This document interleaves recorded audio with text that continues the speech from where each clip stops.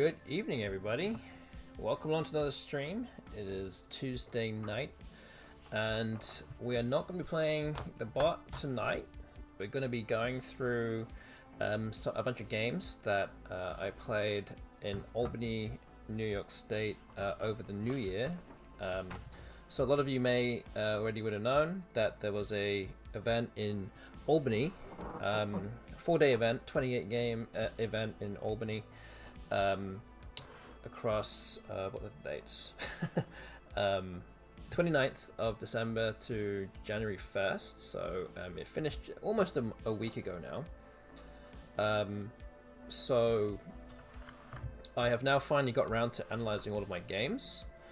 I'm going to try and share with you some of the good parts, some of the bad parts, and some more interesting games that came across over the 28 games in total. Which obviously means I'm not going to go through all 28 games. I've kind of picked out maybe 6 or 7 that I think are kind of at least noteworthy or interesting. I did have a lot of blowout wins as well, and some other games where I lost but couldn't really win. So those were not really particularly interesting, and may not be that interesting to you. So I kind of found some other ones. So yeah, essentially what that's what we're going to be doing tonight. We will be joined by a guest tonight as well to come analyze some of these games. Maybe they'll turn up later on in the stream, so stick around for that when that happens. And we actually did play against this person in Albany, New Year's Albany, twice, so he will also provide his racks for his side of the games, and we will kind of go through it maybe a bit more slower with those two games. But yeah, all in all, with this tournament, I did finish in 3rd place. I finished with 19-9 record. So yeah, pretty happy with that. Obviously I don't necessarily always play too many tournaments these days, so it's good that whenever I do play, I can cash in them, so it's always good when that happens. So yeah, that's kind of what we're going to be doing tonight. Hello to Zetetic6, thank you for the follow, appreciate that. Yeah, so yeah, I've literally just started my stream. We'll be going through these games right now. So yeah, just a little background, especially for those that maybe didn't know or didn't see it. So my flight to Albany got cancelled, which was not ideal.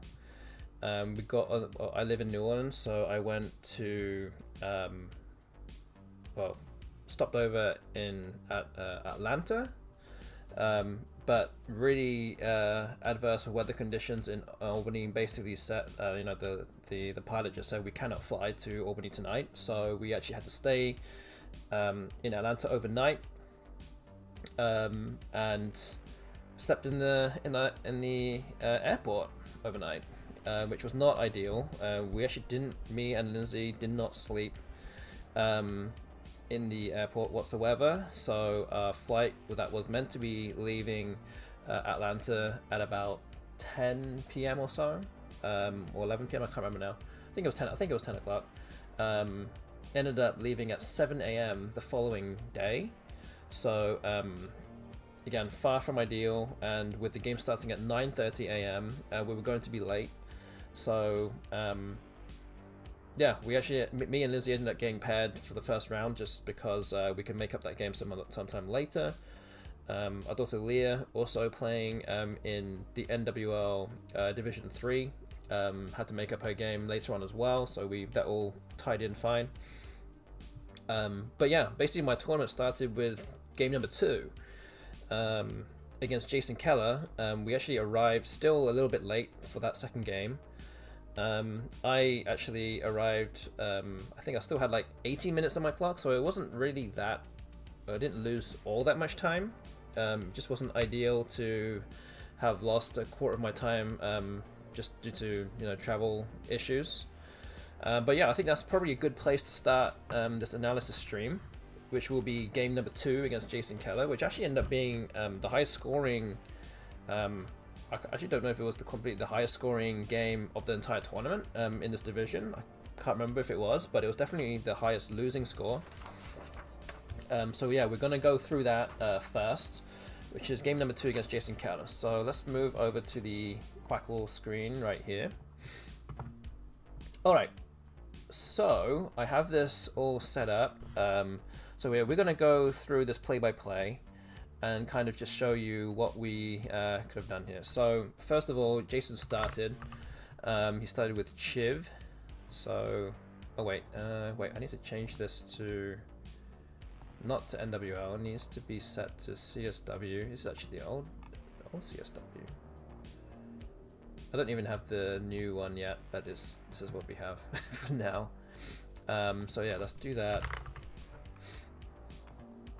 Chiv is the first move there. My first rack of the tournament is this. Oh, that did not overdraw. It was actually this. And yeah, there were a few options. I mean, mainly it's just hooking on to chive. A lot of these moves are all kind of doing the same thing. And I believe mine was the second best play. I actually played Leaf. I think Frenna is the best play here, keeping AL, which was kind of more a better balance between leave and score. So that's what the engine liked. But Leaf was what I played in the end. And then Jason played Wacf next to Leaf, which was not necessarily the response that I wanted to see, but it came down pretty quickly. So yeah, wasn't good, because if I didn't play Leaf in that spot, then I guess Wacf wouldn't have played really for any points, or you could have got stuck with the queue. I know Frenna and things like that would have still allowed it, but still, 48 points for that is not great for me. Then my next rack is this, which was a relatively straightforward play. It did take me like a minute to actually realize that I had a bingo here, and I did find it. So once you see it, there it is. Here it is. Con Urban for 66 points was the play, and that's the one that I found. Boom. Easy move for me there. And the next move here, Jason played Judger for another big score, 46 points with that one. And again, because I was low on time to begin with, it was nice to have a rack that gave me a bingo and in multiple places. So it's always nice to have that. Hi to Ancient Cosmographer, thank you for the raid. Hey everybody, hope everyone's doing well. And yes, I did see you guys playing some more Infinity Words on your stream earlier today, or tonight. So yeah, hope you enjoyed that. And yeah, here we are. Good evening everybody. We are actually going through some of my Albany New Year's games from about a week ago. Picked out maybe 6 or 7 different games that we can go through. So that's what we're going to be doing tonight. And yes, there will be no Infinity Words game going on right now, so I can have your undivided attention, because this is all you need to know, all you need to see.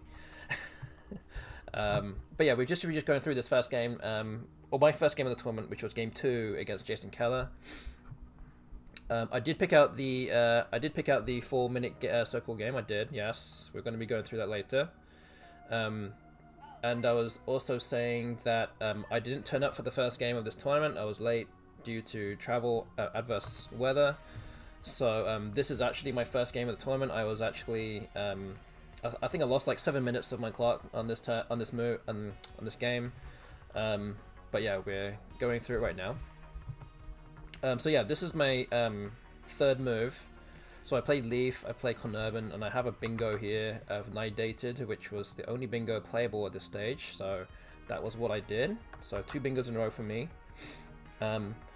And Jason just played Whack for 48, and then played Judger for 46, and he kind of hits a triple whammy here with Wox for another 46 points. Another one with the one of the 3 power tiles, and is very close behind on the scoreboard.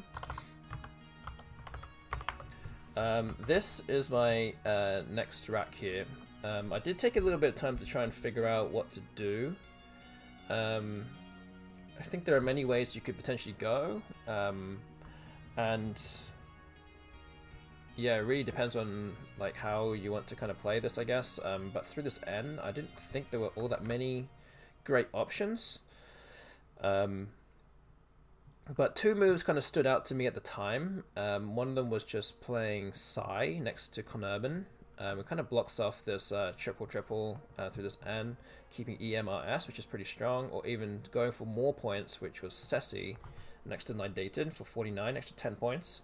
But it did leave this spot open at the bottom, and also got rid of all my vowels. So I did actually opt for Psy, which upon analysis and more simulation, that actually was the best play. So Psy was the move here. And to counter this, well, with 3 big scores from Jason's side, he actually ends up bingoing on the next turn. So he plays Goited through the D of Judges, and he takes a slight lead. So after 5 moves, he's got 226. So after 4 moves, I got 216. So already a high scoring game already. So this is my next rack. It's kind of sad to see that Meniere's didn't fit anywhere. Also, I know I didn't say this earlier, but thanks to Muffin Tentacle for the subscription. Also, thank you very much for that. And yeah, I was kind of figuring out what to do here. There are a few candidate options of playing something like Jeer just to block this J, or maybe playing next to Nidated in some way. So yeah, there were a few different things, or even just playing Meat or something. I don't know. You could do a lot of. You go down again a few different routes here. So yeah, Jeer was actually the best play upon simulation. Actually, I played Me next to Nidated, which actually didn't sim too well. So yeah, maybe there was something awry with that I'm not necessarily paying attention to, but maybe blocking this J was actually the best thing to do here, and getting a few more points. Yeah, a few other moves that do score a little bit more in the 40s play as well, which were probably maybe slightly better equity wise. But in the day, I played Me to try and go for my bingos, whilst Jason plays onto the J and plays Jilt, gets a kind of relatively cheap 33 points, hitting the triple. But here my rack actually isn't too good, because I end up drawing GHZ from the bag, which then became a bit of a head scratcher in terms of what to do. So you could try and play the Z straight away. You could play things like Says and try and maximize your score now. I don't have a great play through the T. I could try and fish for something, maybe fish for an I for Ritz or something like that. Or I could fish for an A and try and get Saz or something like that next to the O. Or maybe try and get rid of the G and the H to some capacity as well. But there's no real easy way to do it. Like I could play Hog, but there's lots of hooks for that, or Hong. There's also another hook for that too. So there are different ways to potentially go again here, but nothing that kind of stood out like obvious and like an obvious move. So yeah, let's have a look at this. You can see the moves here. I actually didn't play any of those things that are listed, and according to Macondo, my move was actually second best, and it's actually not even here. So what I actually decided to do was to play Tear. I played this, fishing for an A or fishing for an I for sits as well. So those options would be available. I could go level with Jason on the scoreboard now, and then threaten some kind of mid 60s play or high 60s play, a bingo score essentially, with the Z. Since there's no real way of me really being able to bingo or be guaranteed to get 2 big scores essentially. So that's the avenue that I decided to take. There's a little bit of defense involved as well, blocking this column N bingo lane with tear as well. So I decided to do that. If we do try to simulate this, I don't know how many players I should put this at. Maybe I'll put it at 5. Maybe I don't need to do that many, but you can see that upon simulation, it actually comes up. It actually turns, goes up pretty high because it has so much potential to score well on the next turn. So after about 3 or 4 minutes of thinking, I decided to play tear. So yeah, it goes up pretty high. Not a bad play whatsoever, even though it's not suggested straight away. So you can see right there, it's actually not that bad. So let's move on. We'll just commit this. And then this is the time where Jason bingos. So he plays sovereigns with the S in the blank next to goited.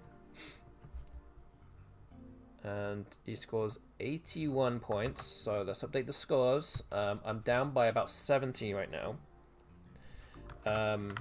But I am very fortunate because with this leave of EGNZSZ,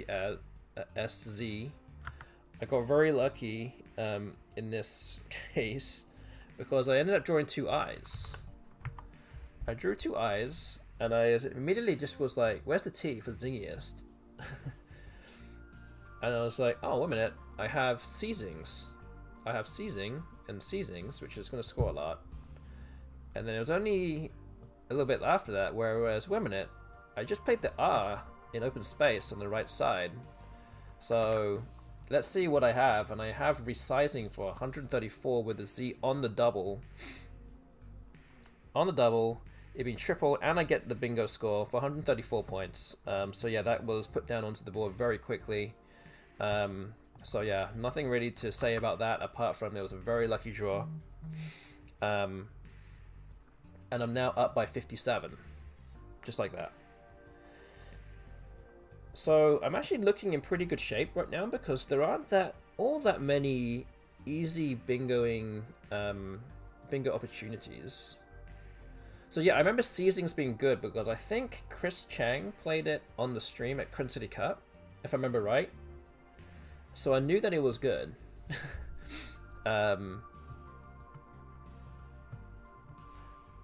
But seizings gets the +5, yeah, maybe, could do. Normal once played Seiznig against me and I couldn't block all the spots. Yeah, it's a tough one. But yeah, I obviously went for the highest scoring play here. But don't forget that Jason just bingoed. So, and I have just bingoed also. Not many open spots for bingos on this board, or definitely nothing that you would expect anything to happen. But this is what he ended up drawing straight out the bag. Which in normal circumstances is probably not going to score you very many points. But this is like no other time. Because if you see, this is what the best move is. So, yes, in retrospect, yes, it would have seizings would have blocked this, but the chances of even happening would have been like 1 in a million, pretty much.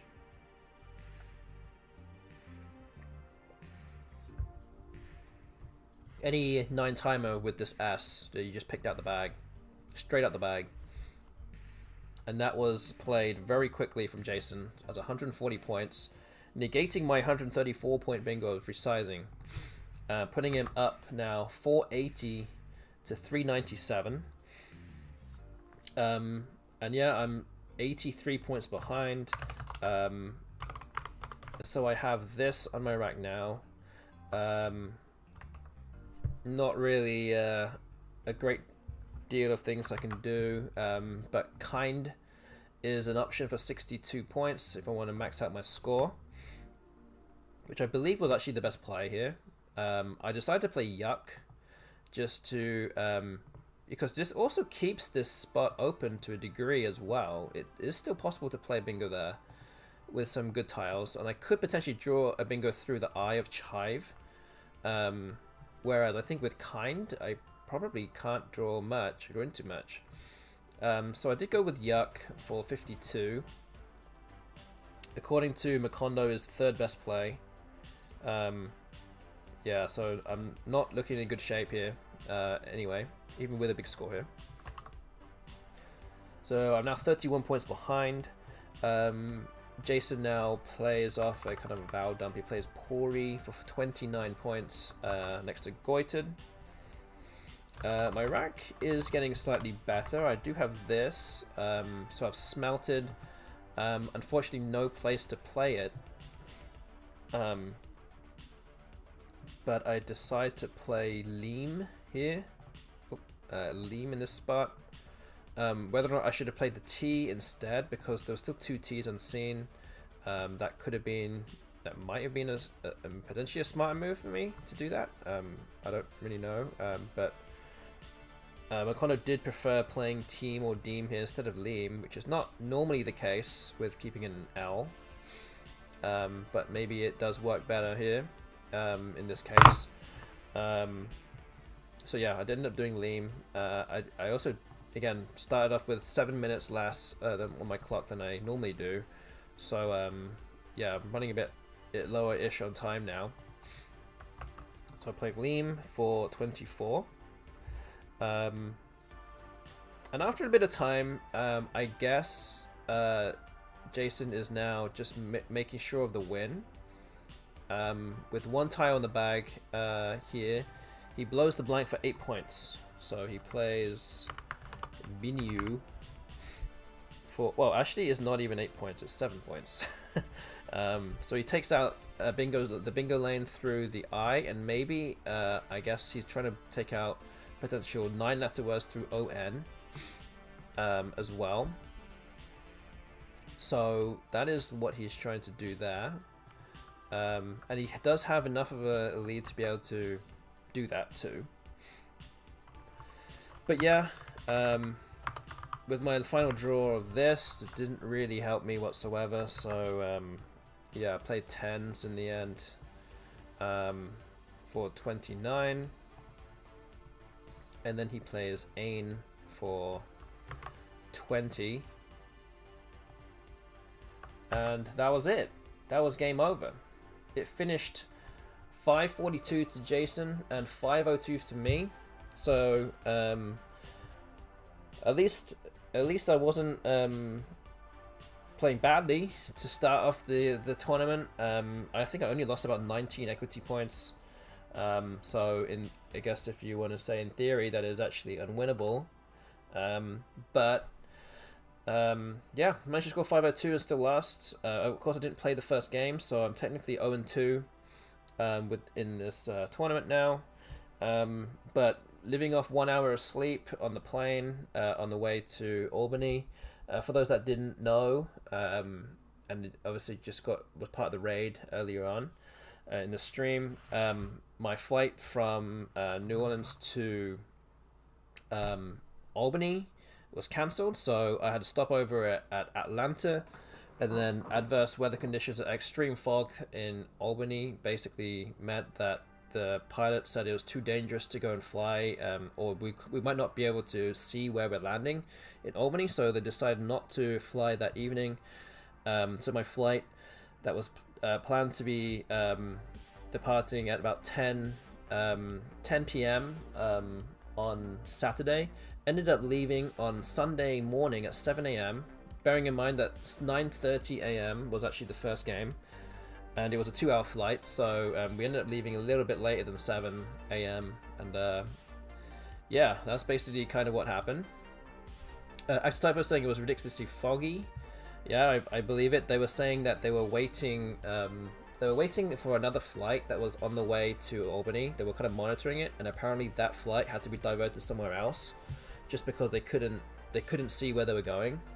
And I think they said it was something like 600 feet of visibility for the pilots. So like, yeah, we'd rather play it safe here, and it'd be fine. So yeah, luckily the next day it was the weather was better, and they could see where they were going. So that was the kind of the spiel at the start of the stream. So at this moment in time, in this tournament, I'm living off 1 hour of sleep, and it's literally the next day at 9 a.m. So this whole day is going to be literally just started, and I wasn't actually fully sure what time of day it was. And I was still thinking it was still nighttime. Which was obviously not ideal for a Scrabble tournament, but you know, you can still got to roll with it. So yeah. And yes, like I was saying, yeah, I was paired against my wife Lindsay for round 1, so we could make the game up, which is what we did during day 2 lunchtime. So I ended up losing that game anyway. So Kieran actually said he gave he gave Lindsay the win just to troll me, and gave me a 50-point loss. So that way the scoreboard actually looks like I'm actually doing worse than I actually am, because I hadn't actually lost that game. But when we actually played out the game with my wife, I ended up losing by 112 points. So I ended up with a worse record.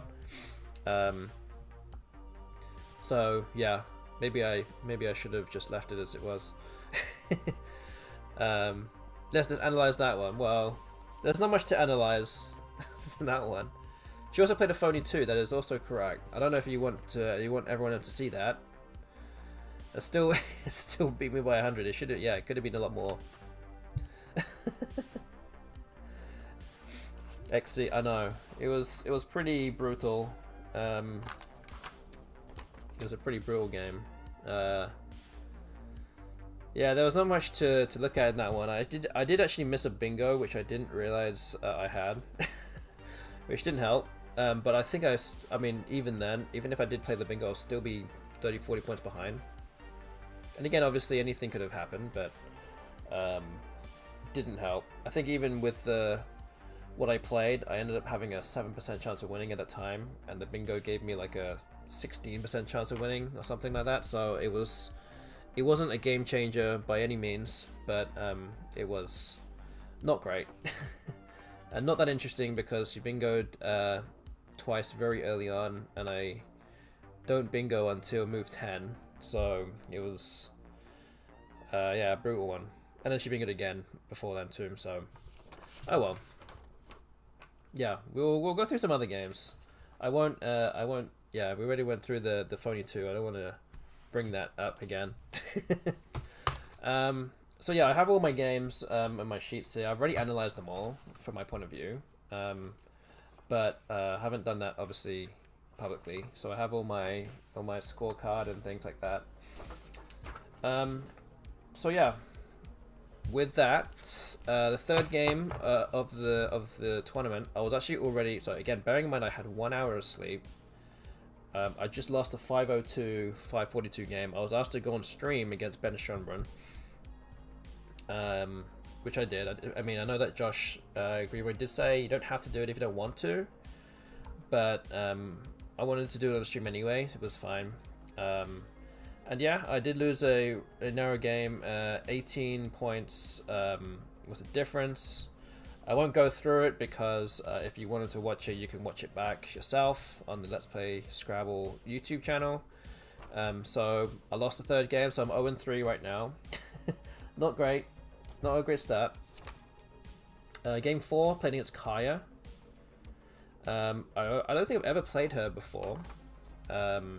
So it was interesting to play her. She actually got a very early bingo, and then I got a bingo I got 2 bingos kind of midway through the game to kind of get a bingo ahead, and then she played a phony bingo towards the end, kind of desperation bingo, which then ended up pushing the spread over 100. So I was lucky with that. Game 5, I played Dennis Ikegaregor, and yeah, I got very lucky. I played a new bingo, Irritides, like Irritis, but Irritides, new CSW24 bingo. I should have actually put it on the chart or something, but I forgot to do that, so I probably missed out on $20 there. He challenged my next move of pubbed, so I got 47 points, and then I played Tenorman for 92, making I think 3 other 2-letter words. So yeah, I was up by 120 points by that point, and then I bingoed again towards the end, so I won by 180 points. Was lucky game there. Game 6, I played against Neil Gann. He had a bingo early on, as did I. But I ended up getting 3 bingos to the middle, towards the middle/end of the game. But I won by about 80 or so. So yeah, that was good. So now 3-3. Game 7, playing against Heidi Robertson. Again, I don't think I've ever played her before. But yeah, it was a bit of a struggle early on. Very block board. Until midway through the game, I drew 2 blanks at the same time. So that was really the only thing that happened in that game, because there were no other bingos otherwise. I won with a 398, she had 328, so it wasn't really a high scoring game whatsoever. Just had to block some possible bingos at the end. So now 4-3. Final game of day 1, I played against Terry Kang. Started off with Weeping, and then she put the S on it with Casida and Sweeping, and then I extended it to the triple with N Sweeping, so a nice 10-letter word there, and then later get Tanager and Maroons and Deceits on my way to a 552 and a 216 point win. So I did end up going 5-3 on day 1. Quite the turnaround as well, since again living on 1 hour of sleep, and I wasn't quite sure if my eyes were just gonna close at any point. So that was what happened. But before the event, also, for those that don't know, both Lindsay and I agreed to host a group dinner, a hosted dinner that I know that Josh Greenway and Kieran kind of like to set up. So we could have easily have just kind of backed out of it, but I was like, well, I don't think that would be right for us to kind of back out. So we all kind of went and did it anyway. So we spent we went to a steakhouse with I think 15 or 16 other people. So it was nice to spend time with those guys. But some of them we don't really necessarily speak to, and yeah, get to know some of the people a bit better as well. I was actually a lot more awake than I actually thought I was. How are you able to host? Well, we literally just turned up and they just said, yeah, go do these things for us, and that was it. So yeah, that lasted a couple of hours. We got back about 9:30, took a shower, and then just passed out. I think we all just passed out from 10 p.m. onwards. We were gone, we were done. Which then leads on to day 2. So of course you would normally set an alarm to wake up for the next day, and unfortunately we passed out so fast that we didn't even set an alarm. So we slept from 10 p.m. and we didn't wake up till 9:58 the next day. Again, bearing in mind 9:30 was the start time. So we got lots of texts and lots of Facebook messages of Josh Greenway, and was like, where are you guys? This clock has started for both you, Lindsay, and Leah. All 3 of us, all our opponents are waiting. And he said to us, I think at the time when we kind of responded, he said, I think you still have about 11 minutes left, so you can still go down and still start. So obviously that I guess I can only assume that the games didn't start promptly at 9:30. It must have started closer to 9:45, so we still had some time. Um, but yeah, we ended up doing that, and it took me a couple of minutes to get myself out of bed and get changed, and time to go downstairs. So,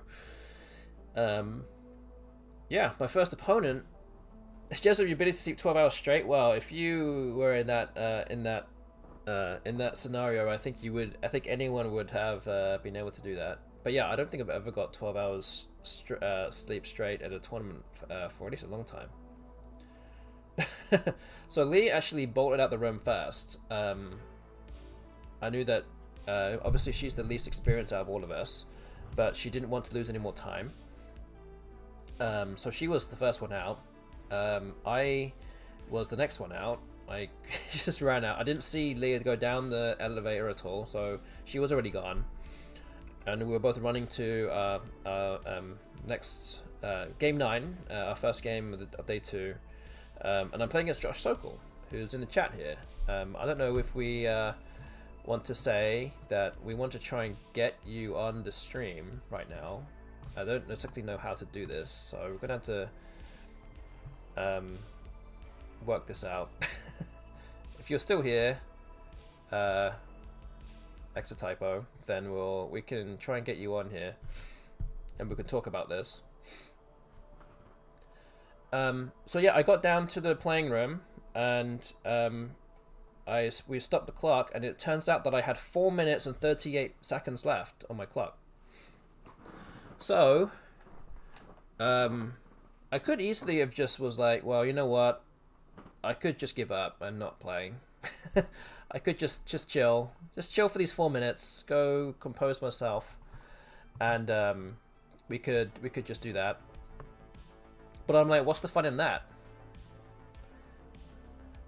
It's a Monday, and Josh, you know, he hosts the Mondailies, the Blitz event that you could play in Woggles, 6 minutes per side. And I'm like, well, yeah, let's play. So we played.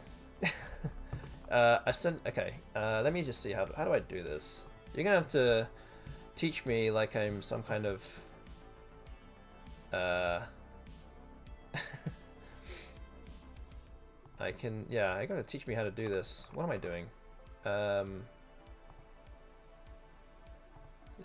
saw it come up, but I didn't know where the invite went. I saw it pop up. I saw the invite pop up. I don't know where it went though. Okay, if I just click on it.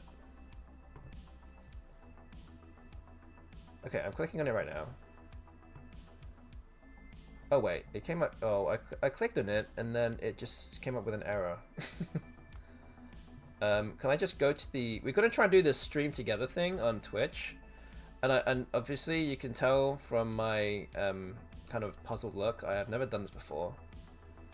But Exotypo is gonna help me do this.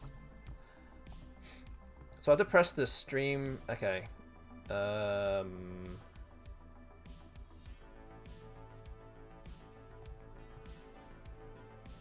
Should I invite guests?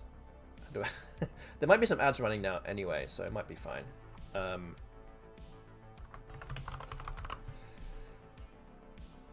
I can try and set up this. Can I? Oh, this is you sending an invite. This is me sending an invite. Yeah, I can send you an invite. Yeah, let me send you an invite instead. I don't know what happened to the other one. Maybe I didn't click in it fast enough.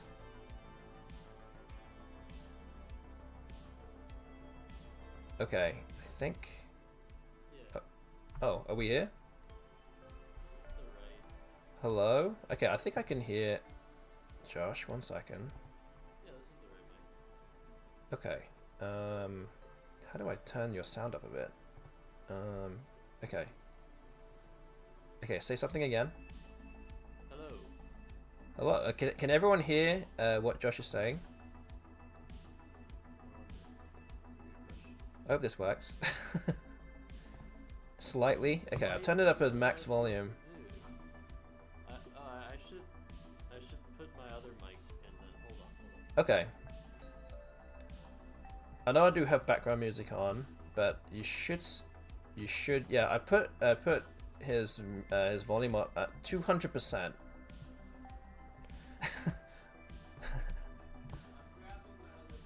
Oh, whoa. Okay, he's even further away.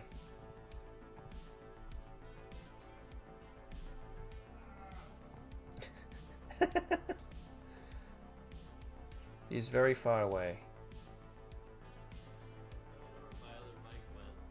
Okay. Should I turn this music off and just maybe turn it on a bit less? Oh, there it is. Okay. Okay, hold on. You don't have to turn the music off. Okay. Okay, does this work? Oh boy. Okay, can everyone okay, I'm gonna turn the music on really quiet. Turn just to 1,000. Okay, can everyone hear? Josh, talk. Come on. Wait, I'm still changing mic. Oh, okay, okay. This one should be louder. Hold on. Stream. Yeah, I can't. So, DG in the YouTube chat Okay. says turn down your mic and turn down. Okay, that's better. Wait, say again. That's There we go. That's much better. That should be max. That should be max. Can everyone hear? Is volume. that too loud for everybody, or is that quite a bit better? I can hear you much better now. Is that better for everyone in the chat? That's good. Okay. Sweet. All right. Okay, I can hear you much better now. That's good. All right, much better. Okay, good. There we go. Streamers. We've just had to Both of us. pro streamers, exactly. That's perfect. So yeah. Anyway, going back to the story. I turned up with 4 minutes 38 seconds to go, and I just see Josh just laughing. So can you explain why you were laughing? Because you were saying things to other people around you. So yes, my perspective is you didn't show up in the morning, and I was like, uh-oh, they slept through the alarm, they forgot to put an alarm, they're so exhausted. And the first thing I thought of was, this is like the worst possible scenario for me. Because there has never been a time where I have won a game where my opponent came late. I think. Really? And it's not just a me-only phenomenon. I feel like it's a pretty universal phenomenon that when like a really good player shows up late, they tend to win the game for some reason. And this did happen to me at Worlds in 2023, where a Nigerian player had, I think, 4 minutes left and managed to beat me. It was really embarrassing. And that player isn't even close to as good as you are. So from my perspective, I was like, okay, unless his clock goes all the way over time, unless he super oversleeps, I am not expecting to win this game. So that was my perspective. And the other player that was waiting in the Collins division for your wife Lindsay was Dan Blake. So him and I were talking while the round was ongoing, and we were just like, it's too bad. I felt really bad. You'd already arrived late. So everything is like working in your favor. That like if you happen to arrive on time, some thing would happen that would make it that you won the game. Maybe you would outplay me. Maybe you would get lucky. Maybe I would just have some sort of subconscious reaction and like hand you the game. I just figured I was gonna lose, and that's like, that was my perspective. And at 5 minutes, when you had 5 minutes left in your clock, I turned to Dan and I was like, if Austin comes within the next 2 minutes, I'm not gonna win this game. And then 30 seconds later, you showed up. We stopped the clock, and I was like, all right, well, I'll try to play, but we'll see what happens. So I had already won the mental game here just by oversleeping. But apparently I had won the mental game in your head. Well, I actually, yeah, because I already knew that I was going to be playing you, and I was like, well, I know that you can play fast because we play in the Mondailies. We play in the Mondailies like fairly often, so I know that you can play fast, and like on your streams, like you play in person, like after hours and play fast. you played like Blitz games with like Chloe and all sorts of people. So like I know that you could do this, and you could really like turn the screw on me if you really wanted to.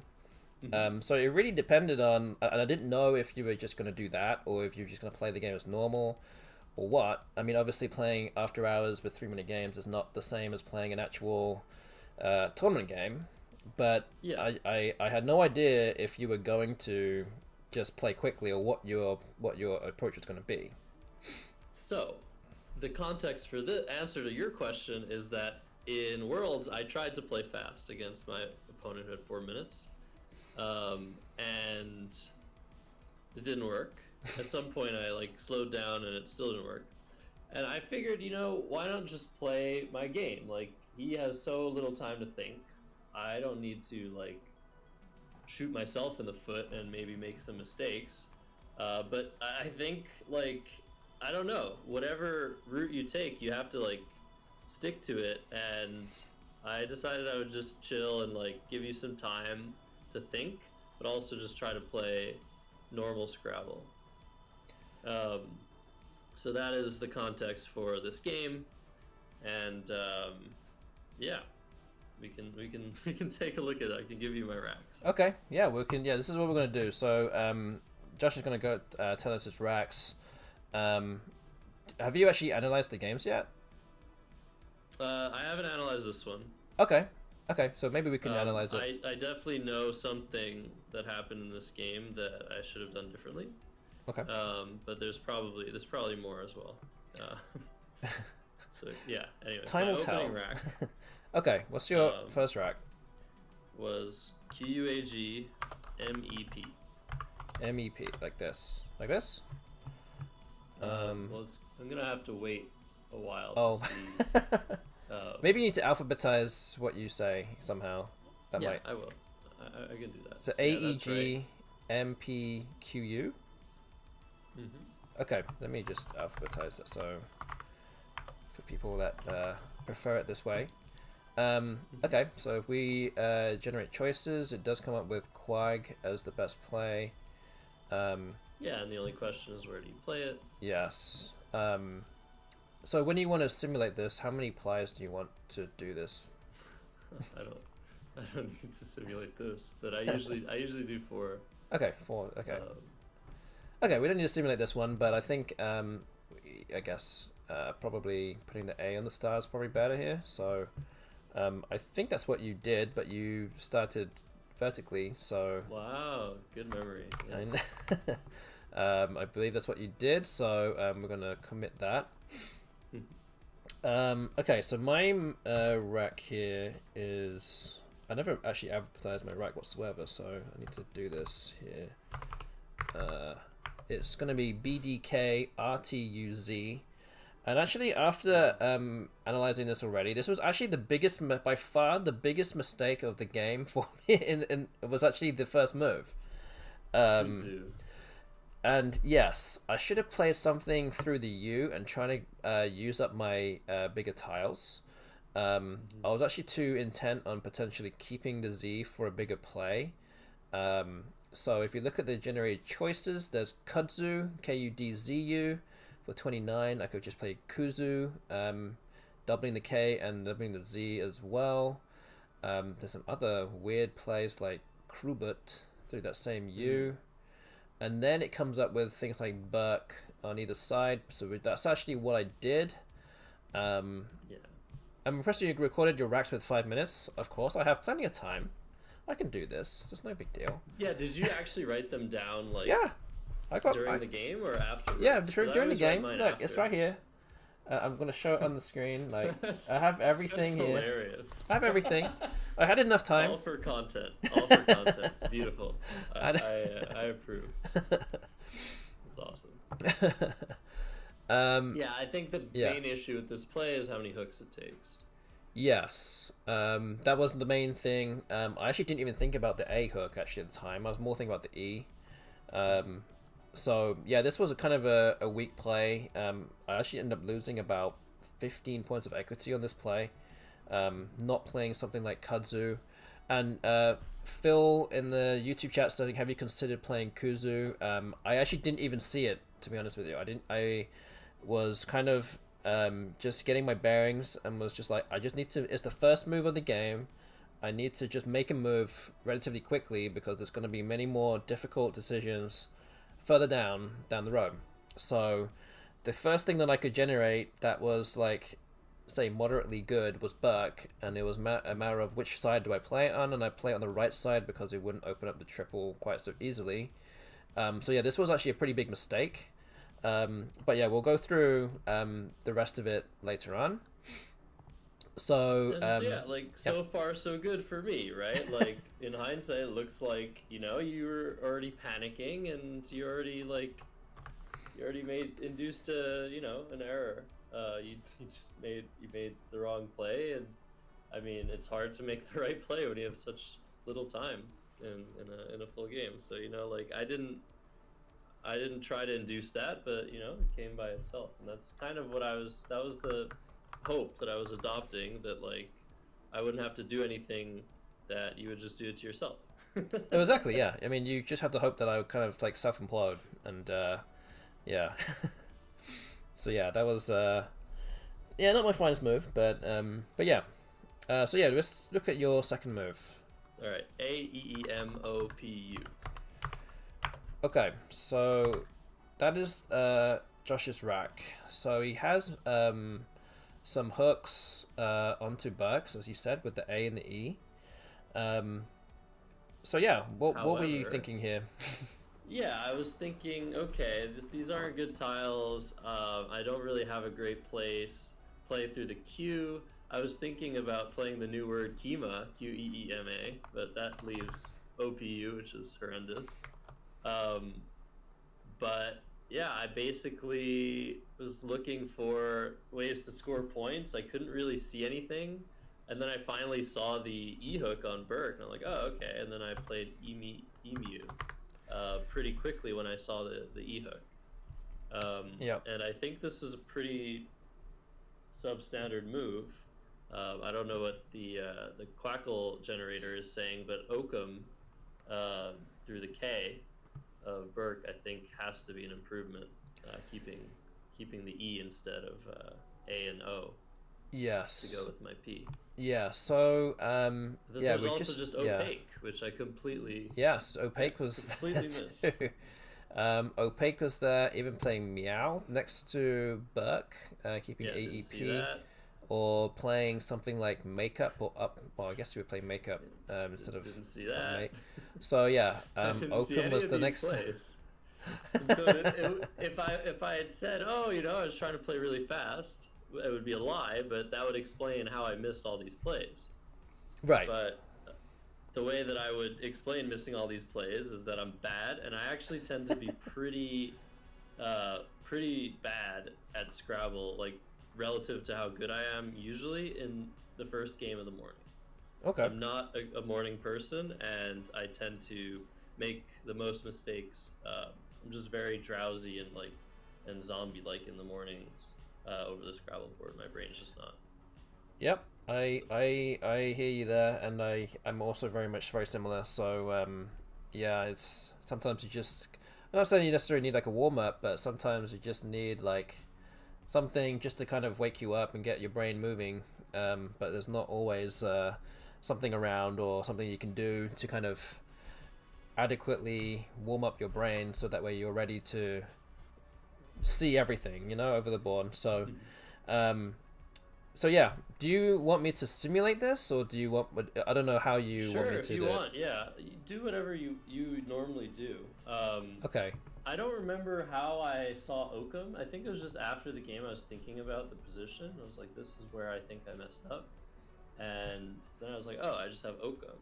So, like, I never... That was the most I analyzed this game. Once I realized that I hadn't played Oakham, I knew that I had made some sort of mistake. I thought, and then because there's no reason for me to put that E in the double lane in the situation that I'm in. Like, It's not like this is a terrible play if you compare it with Oakham. It's just that there's no need for me to have created such a volatile board on turn 2 when you are extremely quick at finding words, and the only thing that I can try and get an advantage over you in is creating more complicated, like compact board positions rather than creating situations where it just feels like bingos are going to come or they're not going to come.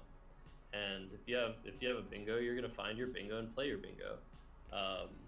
And yeah, what ended up happening was not a bingo, but it was much of the reason that I should have either made a play through the K or covering the K much better than I did. Right. Yeah, and even with this simulation of full play, it does say it's actually better than Oakham still. So even when we kind of looked at it and was like, you made a big mistake not playing Oakham, actually is not, compared to Oakham at least, it's not. It is actually a superior move, but there's still a lot of other moves that are higher up on this list, like Opaque or Makeup, that probably would have given you a better chance. So this is a nice, like, sort of journey into my brain. My brain went, oh, I missed Oakham, I suck, I wasn't like, I didn't analyze the position properly, I missed a play, that's why I lost this game. And that convinced me that Oakham was a better play. And it really was just like the thought that I just missed something and spent a long time on the position. I think I spent over a minute or two on this position. Right. And I just completely missed a play that I should have thought about, I guess. Yeah, I mean, sometimes we just don't necessarily generate all the possible moves, and you're like, oh, I should have seen this one, and why didn't I see this one? Yeah, like Miyu, I saw the word Miyu, I just didn't see that it fit with KO, to be perfectly honest. Maybe that's just the Collins 2s not being super imprinted. But yeah, Opaque is just, there's no excuse for missing that. That's just such a clear and obvious move. Yeah, that's it, and it was ahead by a fair bit there, and it's about 4% better than your move, so I guess it's not a game deciding mistake, but it's still a hefty mistake at this level. And so I might as well have been playing instantaneously. Yeah, I guess maybe so. Maybe on this move specifically, maybe. But yeah, so that's Emu was the play there. So on this next move, I had CDEI and I already saw my best move before Emu was already played. So this really helped straight away that I had already looked for potential high-scoring plays before Josh had already played anything.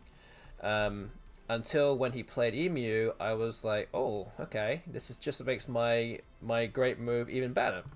So when we generate the choices, there's a move for 66 points, which was sticked through the K, getting a 4-timer and making 2 overlaps, which was played pretty much instantly. Again, I didn't think there was going to be any other move that was going to rival this 66-point play, so it just came down straight away. So it puts me into an early lead, 85-51. Okay, so what is your next rack? My next rack was AAF HIOP. Okay, AAF HIOP. So yeah, what were you played sticked. Here's here? what happened. You played sticked, and I said hold. I don't know if I said it. I think I said it a little bit delayed. I think I like waited till you were almost drawn your tiles. Yeah. Because I didn't even want to hold it. And I started holding, and I'm just like, I mean, this looks stupid, but like I remember a definition in my head of like sticked, like pertaining to a stick. Yeah. Rather than like sticking stuck onto something. I remembered that in my head, and I'm like, okay, I'm not going to challenge this. So I was already just like not focused on, you know, the task at hand, and I was getting distracted by the fact that you'd played sticked, and that I was like, oh, well, I guess I messed up last move, because I should never have let you do this so easily, basically. You're like self-destructing as the game goes on. But aware that I was self-destructing. Yeah. So I don't know if that helps or not, but I was aware that, I was going to say, yeah, maybe that's not a good thing.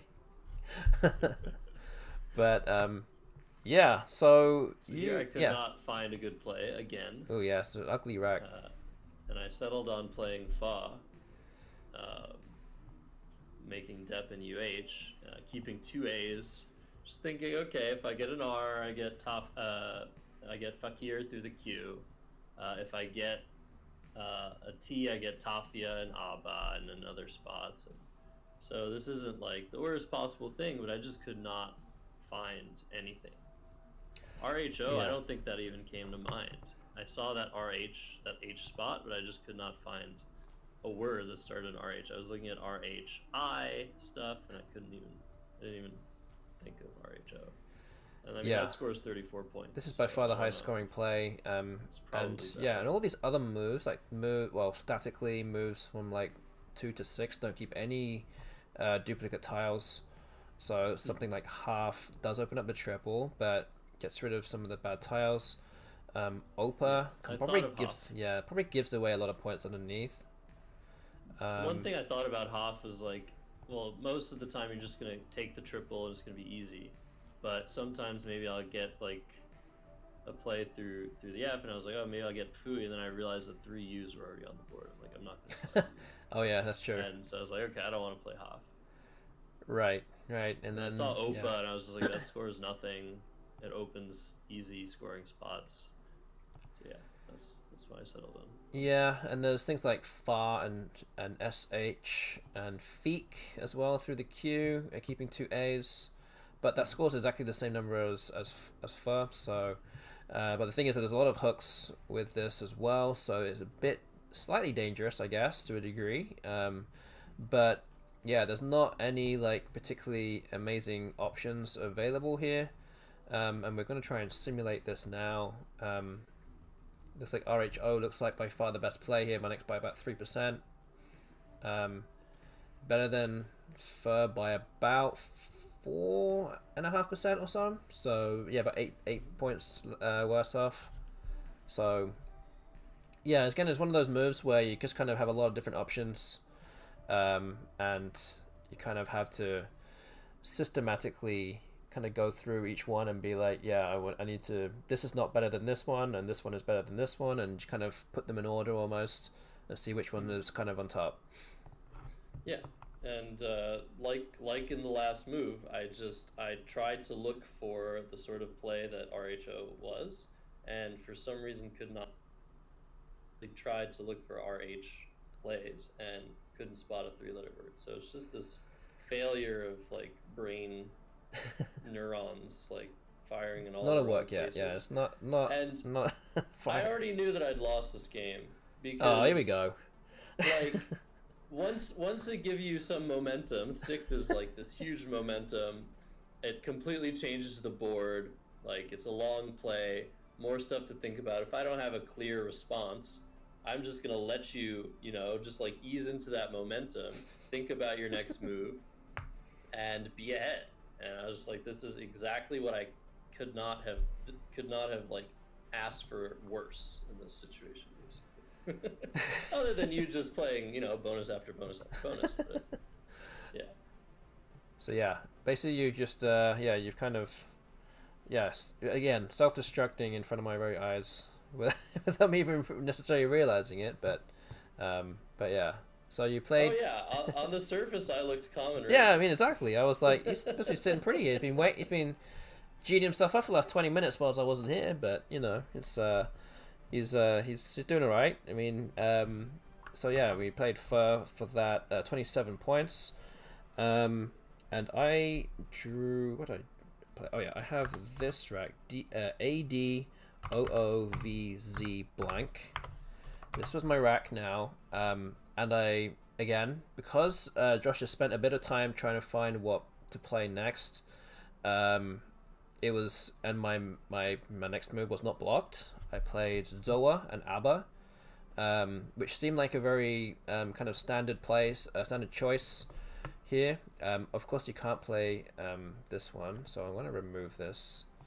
But yeah, this one was otherwise going to be the best play. Otherwise, so yeah, you can. Is it going to be best here? It should be best according to at least Macondo. it is yeah, ahead of all the other moves, so a top move for me on that one. And then yeah, so Josh, what was your fourth rack here? So my fourth rack, I thought the duplicate A's might be a problem. Turns out that was the least of my worries. My rack here was AACFIII. Okay, so drew two eyes. Yeah. To triplicate my eyes. Oof. And just like, great, all right, this is not going to go well for me. Yeah, this is not a nice rack whatsoever. So let's just generate the choices. I don't think there's too much to go through here. You're basically going to be playing one of like two different words here.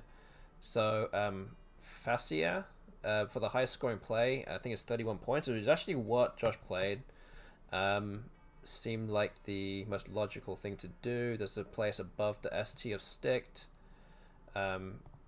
Acai 25. Keeping the F is not as good. So I think fascia was the best play here.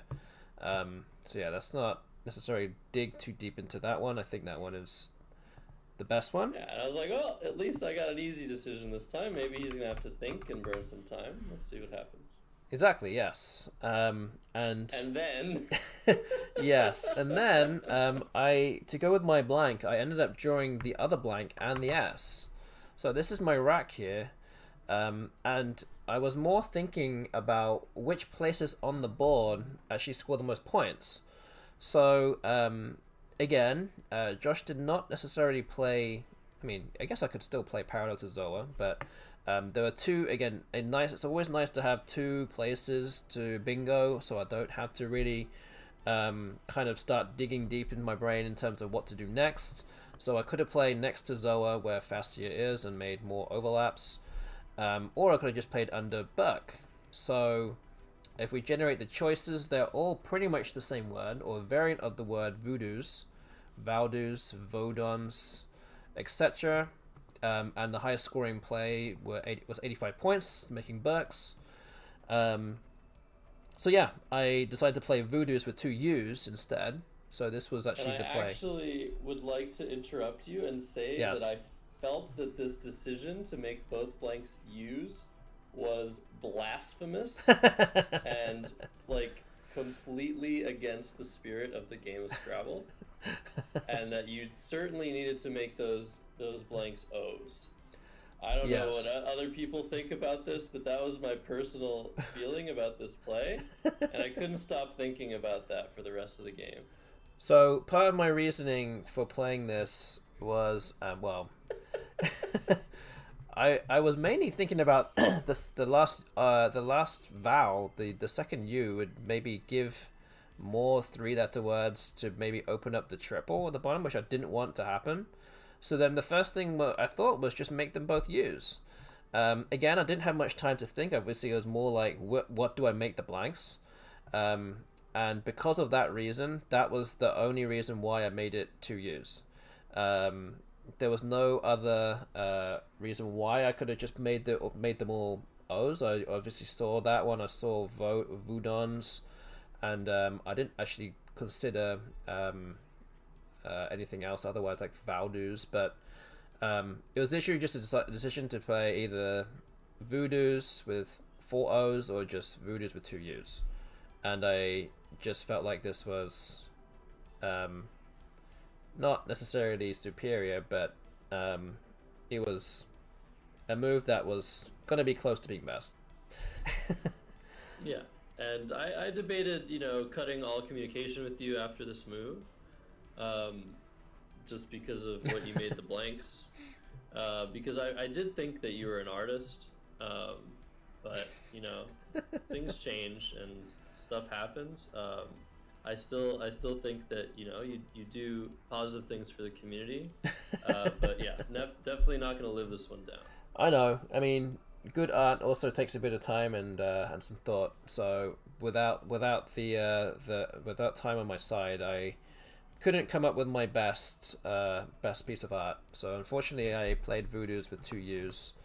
But again, it is the bingo that scores the most points, obviously tied with other things. So I was also trying not to put any blanks on the double. So I was just happy that I could play Stick, Zoa, and Voodoos within about 45 seconds at most with all three moves.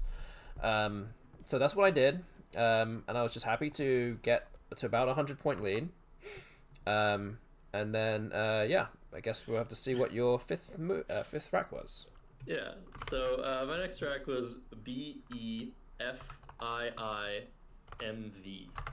Okay, so we have BEFIIMV as Josh's next rack. Yeah, pretty ugly. Moving from one issue with too many A's and I's to kind of too many clunky consonants. And yeah, there's no real like standout play that I can see from this. And you have no hooks with fur. You got no real great plays through the FA or C. So like, what do you even do? Yeah, that was the question I was asking myself for this position.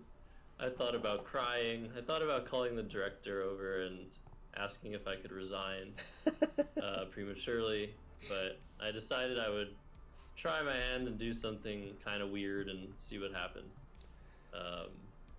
And I decided to play Vif to the F of Fascia. My thought process being eventually a play could be made through the V to open the top left a little bit more than it was currently open, especially in case of the S of Sticked getting blocked. And I decided to keep the B and the M together with the two vowels just to create some sort of balance. Yeah, I mean, everything else, I wanted to keep an E. I've been sort of keeping E's a lot lately, and I might need to adjust that. But I didn't want to play a move blocking the S of Sticks, so Vibe or 5 in that spot making ES. Those plays seem to me to be counterproductive in attempting to keep this board open for a comeback. Yeah, I would agree with that assessment as well. And so does Quackle, it seems. It is the best play, slightly ahead of Vim, but it kind of blocks off some lanes potentially. But keeping the F instead of the M is probably not as good. But yeah, Vim makes sense too. You can, I can draw stuff to the V and like open the 2-row a little bit better than after Vif. So it makes sense to play Vim as well. Yeah, it's not far behind whatsoever. It's very close. But yeah, Vif is slightly better here, so that is what Josh had played. So we'll move on to the next rack here again. Very, very easy decision here for me. This is my next rack, and I was like, I just had like 3 very easy plays or very decisive plays, and now I have another one. So again, with your play of fur in the bottom right corner, I can put the N on the end of it, and I could either choose between Gleaned or Jaland or Jalande, but obviously not putting that E in the triple lane is not going to be good. So I went with Gleaned, and again I did see Dane Gelt, however you pronounce it. So it was another move where I had multiple places for a bingo or multiple places to play a good move, so I saw and it was always obviously very nice for that to happen.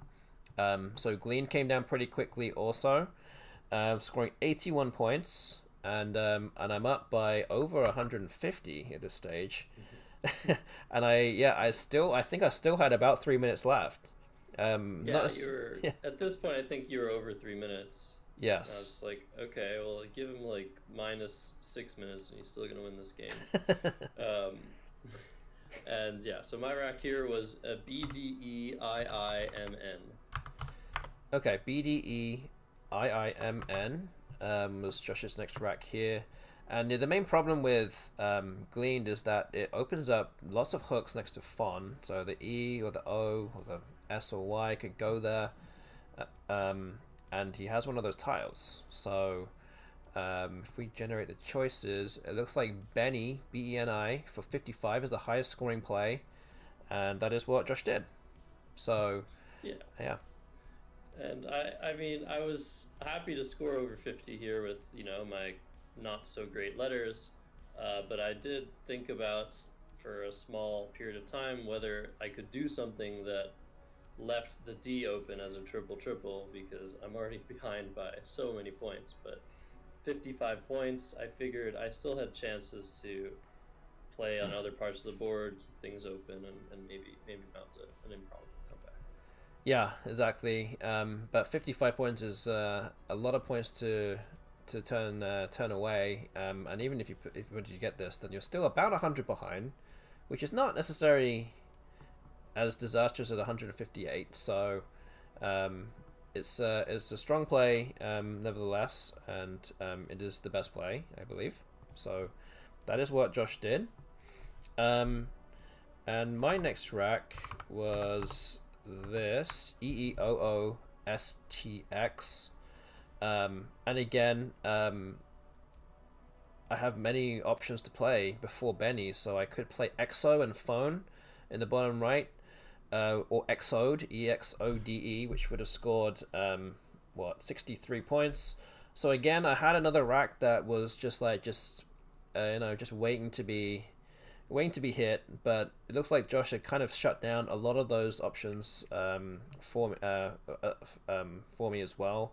So that kind of left a very somewhat easy decision to play EXO next to the G of Gleaned for 33 points, which obviously is nowhere near as much as I would have hoped, but by the way the game was going, I can't complain. I've got very easy decisions to make, and also I'm winning by a fair bit, so yeah. Yeah, and I wonder if OXO could be considered as well, just because it seems like there might be fewer hooks to the O for bingos. I mean, the O does allow for bingos ending in S, but yeah, it seems interesting between the two. I think keeping the E and the O rather than the two E's will definitely help you balance things out and have more flexibility for next move. But yeah, I probably would have spent a little bit of time debating the two and seeing how many hooks, because yeah, with EXO, you can put an A behind the E behind the E, D, R, T, and like a lot of those. So these are minor details that you should not be thinking about when you have 3 minutes on your clock. So it's a good thing that Austin didn't think.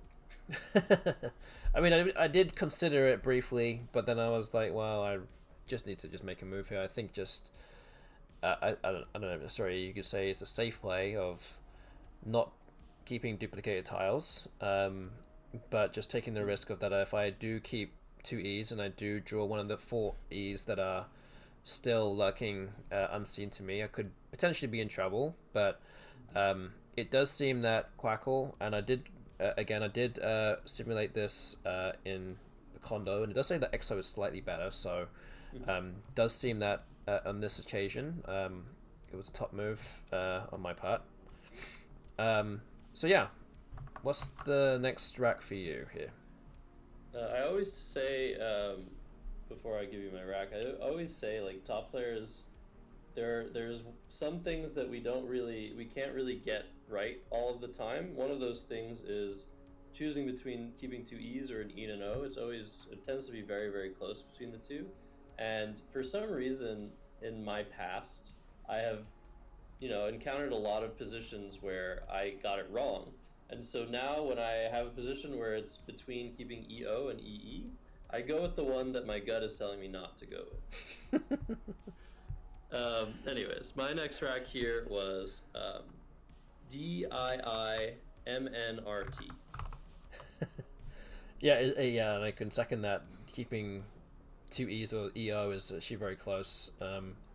But yeah, I mean, it really depends on what's left as well. So it's hard to really say, as a blanket rule, what you should be doing. But yeah, on this move, again, there's not really that many great options available. With very few vowels. Yeah, you're in a bit of trouble here now. So yeah, I basically spent this turn debating whether I should open the bottom left triple triple with a play like MODI or something through the O of Voodoos, And I basically decided on this move that I wasn't going to win the game no matter what I did, and so I'd best just play something a little safer and, you know, try to just like not lose by too much here, because I'm down 136. You know, there are no blanks left to draw. The board isn't great, and most of the time, or if not like 95 to 100% of the time after a play like MODI, I mean, things are just not going to work out for me, and I'm going to lose by even more than I would have lost if I made a safer play that didn't open such a huge scoring spot. Yeah, yeah, it obviously doesn't look in great shape for you. You need at least 2 bingos to come back without reply, and on this board, it's looking very unlikely that 2 bingos would even come down in quick succession. So, even though despite there's still 40 unseen tiles, we're like just barely over halfway through this game. It's really not looking too great. And with this rack where it's kind of awkward, and also with, especially with the score as it is, no real options to score much more than 22 points, it does become troublesome in terms of which letters to get rid of and where you want to play them. You can go down a lot of different routes here with what you have. Yeah. So what I was thinking about in this position, and I spent a lot of time, was how many high-scoring tiles had already been played. You know, we have all of the JKQXZ being played. We have so many high 4-3 scoring letters that have already been played, except the W's and the Y's. And all of these tiles, these R's, these T's, these N's, these L's, there's so many of them. They're all duplicated, triplicated, quadruplicated. And it just seemed like normally here you want to keep bingo tiles, but it seemed like keeping bingo tiles was just going to lead me to like drawing more bingo tiles and duplicating them and getting into really, really terrible situations. And it didn't seem like I had any way of avoiding keeping a tile that was extremely likely to get duplicated or triplicated. Yeah. So yeah, it might just be wise to try and play off a whole bunch of tiles, and then you're just going to end up collecting all those back eventually. Which I believe is what you end up doing. Yeah, I thought about a bunch of things here, and I ended up settling on just playing Indite, which, I mean, it keeps an R, and there are so many R's left, so that's like a really bad idea. But I thought, like, for the sake of the board, this was actually pretty decent. It sets up an S hook with Indites. Which, I mean, there was already a lane on the M column, but it maintains that there's a lane on the M column, there's a lane on the N column. I'm opening the 3 and 5 rows, and there's still possibilities of playing to the S of sticked. There's still possibilities of playing through the V of VIF and opening more space with something like even. So it seemed like there was still some options for the board, and I was just, you know, it was just a decent idea for the board itself. Yeah, I think it's a good idea as well, and actually it looks like well, we're just simming this right now. It did briefly go up to the top. Oh, it's going back up to the top again. Maybe there are lots of ways that, because you keep this board so open, there are ways that you can come back and win this. It does say that it's actually one of the higher scoring, higher win percentage plays available, even though... What I'd say, though, in this position, sorry to interrupt. Yeah, go ahead. Basically, the slim chance that I have is probably the engine seeing plays being made that open triple triples, and then I triple. Yeah. So if I play Moti or Modi through the O, it's seeing in instances where I triple through the I, which don't really exist, because when you're playing somebody who's up by over 100 points and you open a triple, if they can do anything to block that triple, they normally will do that, especially if they have scoring plays. So that's one of the reasons that it's probably saying that I win some amount of the time after those plays. And after Indite, it's probably thinking, well, oftentimes a bingo will happen on the 3 or 5 row, and if 7 letters fit there, then the triple on the A column will be open. So that's probably most of where my winning chances are coming from. And it seemed like the idea of opening the triple triple on the A column seemed more reasonable. If I could get a bingo down like next turn and open that space, maybe there would be other threats on the board of me maybe playing a bingo somewhere else and maybe would block that. So that was my thinking. Yeah, exactly. And yeah, that's exactly it, because Indict kind of gives two different lanes where you actually do have to open up the 9-timer lane, which obviously you could bingo and then hit the 9-timer yourself, and there's lots of other ways that you can get a bingo down with the S hook and also with the N column as well. So there are lots of different options to play something on here, which is by the always way, nice. if you put Tori T-O-R-I through the O in Voodoo's, that's probably the best play there. I'm just thinking like it hits like Meridian, Diriment, it hits stuff like that. Like Oh, there you go. Wanting to look for actual real life things that fit through that I, and getting rid of the R seems really good as well. So, anyways, I think if I were to have played through the O, I'd play Tori. Yes, and even with the iterations kind of ticking along as it goes along right now, it does like Tori as an option here as well. So yeah, with that in mind, that is definitely an option. Infinity was asking, what about Torn?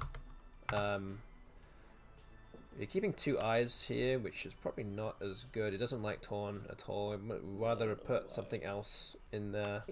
So yeah, not good. If that's what you wanted to find out there. Okay, so yeah, Tori actually ends up coming up on top after all that. So yeah, that's a very cool idea. I probably would have made that move. I was actually clear-headed, but I was not clear-headed. Okay, so you just played that, so let me just put down my next rock here. So I have EINOSTY, and actually the Y is not that bad here because there's a hook for go for the Y as well, and this with the O, this actually gives me a great way to actually block off this this E column with the S sticked. So I played Yo for 22, keeping tines, and this was actually a pretty strong play here too, blocking off in a very easy spot to go there. And I wonder about Stony and Indites and Wygo, how well that would perform. Yeah, that kind of shuts down all of the right side of the board. Shuts stuff down too, and doesn't like depend on drawing. I mean, you're gonna bingo so often with that lead, but like if you draw something like RR, or I don't know, something really bad, like it might slow you down. Yeah, just put Stony on the list. It's kind of jumping around, kind of mid-table here. It's still like huge sacrifice in equity for sure. Yes, it's just keeping the I instead of 5 really nice bingo tiles with what I saw at the time, 5 R's and 4 A's unseen, which would be going really nicely with what I have. So I was like, this is like the perfect leaf here with what's left. So yeah, I was like, as soon as I do that, then I think that I can probably bingo with the E of EXO or above or below Indites. So that was kind of my thing there, and I was like, even if I do open up the 9-timer, I'll probably still be ahead. Fair enough. So yeah, that's basically that's kind of why the play of Indite might be decent for the board. Is just that you play Yo and you're blocking off that S, which is a nice lane, but that means the bingos that fit are probably going to open the 9-timer, so you have to be ready to block that off if it's your turn. So yeah, it's an interesting board dynamic. By playing Indite, I basically am opening the top left of the board in a way that the S and Stick doesn't do. It's really opening the space as much as possible. So yeah, you're saying like a lot of your bonuses are going to open a triple triple. Will you even want to do that when you're already ahead by 100? Yeah, and obviously there's a chance that you could bingo and open a 9 timer for me. So That's there's true. also that, Yeah. that as well, which could make things even worse for you. Gotta look at Or the yeah, bright side too. yeah, Yeah. well, yeah, exactly. And then not only if you open a triple, but you open 5 floating tiles with Yeah. my almost retains rack, then I'm almost certain to hit something with Yo. So yeah, Yo ends up being the best play here, according to the engines as well. Um, Mhm. and this is where you bingo. So you have this rack. Somehow. Yeah. Yeah. you Somehow drew it. Like yeah. that was a really lucky pull. um, but yeah, you played Smelter here for 74. There were a few other higher scoring plays. Just one high scoring play with Resmelt and Indicts. But Smelter Oh yeah. does threaten a bigger score with this S here as well. Yeah, resmelt for sure would have been better. Um, I don't even remember that word. Resmelt. But yeah, that's certainly better. My thinking was, again, just I'm playing a smart person, and if I play normally like you're down by so much, maybe you want to open the triple triple and play like remelts or melters on the 3 row. But I just figured that you would just be blocking it all the time, and by playing Yo, it sort of made me think that maybe you had pretty good letters, and I figured that I could not afford to open like all these floating tiles as you mentioned, that I might do next turn. I felt I couldn't afford to do that in that situation, and I'd already basically given up on winning the game. But maybe after this, I can still draw a 7-letter word that fits on the 3 or 5 row, and maybe make an improbable comeback. But yeah, Yeah, resmelt for sure. that's Much right. better. Yeah. I actually knew that Resmelt was good because for those that watched the stream for game, actually was it in the future or was that in actually after that? I think it might have been. Wait a minute, let me just have a look real quick. There was a game that I played on stream against Matt O'Connor, where I ended up playing Resmelts, and he challenged it. I think that was actually after this. It was actually in day 3. So I was kind of familiar that Resmelt is good, but again, it's not a word that you would, out of that bingo set, is probably the one that you'd be least sure about. So you don't want to be playing a phony here if you're not 100% sure or if you don't see it. But yeah, I guess this will also does open up the triple. But yeah, opening up the 9 timer lane on the left side is definitely dangerous for sure. But maybe that could be it could have been. It could have been a risk that you might want to take if you're already this far behind, but it's pretty much always going to get shut down no matter what. Yeah. So two little things about this. The one thing that Smelter does that the other that Resmelt doesn't do is it creates this potential big spot on the triple in the top right, and that could actually also be a way for me to come back. Like maybe I draw the J, and you clearly don't have the J. If you had the J, you would have played Jo. So that was another thing maybe that makes Smelter potentially okay in this position, is threatening a J play as well as threatening to reopen the board with those bonuses on the 3 and 5 column. I think I would have remembered Resmelt because I had this way of remembering that there was one, like, not pair but group of anagrams where everything was valid. So melters, remelt, Yes. smelter, resmelt. And if I had gone through like remold, I knew it would be like with the with an M. So like if I had gone through like remolds or molders or all those, like I think I would have come to the conclusion that that would be the only anagram like group that could do that. Like I know that resmold is not a word, like for example. Right. Right. So I Yeah. think I might have been able to, if I had. I mean, I had enough time. I had a lot of time. I know. But if Must be I nice thought over about there. it, maybe I would have gone with it. Yeah. Exactly. Yes. Yeah. So yeah, we'll just move on to my next move here.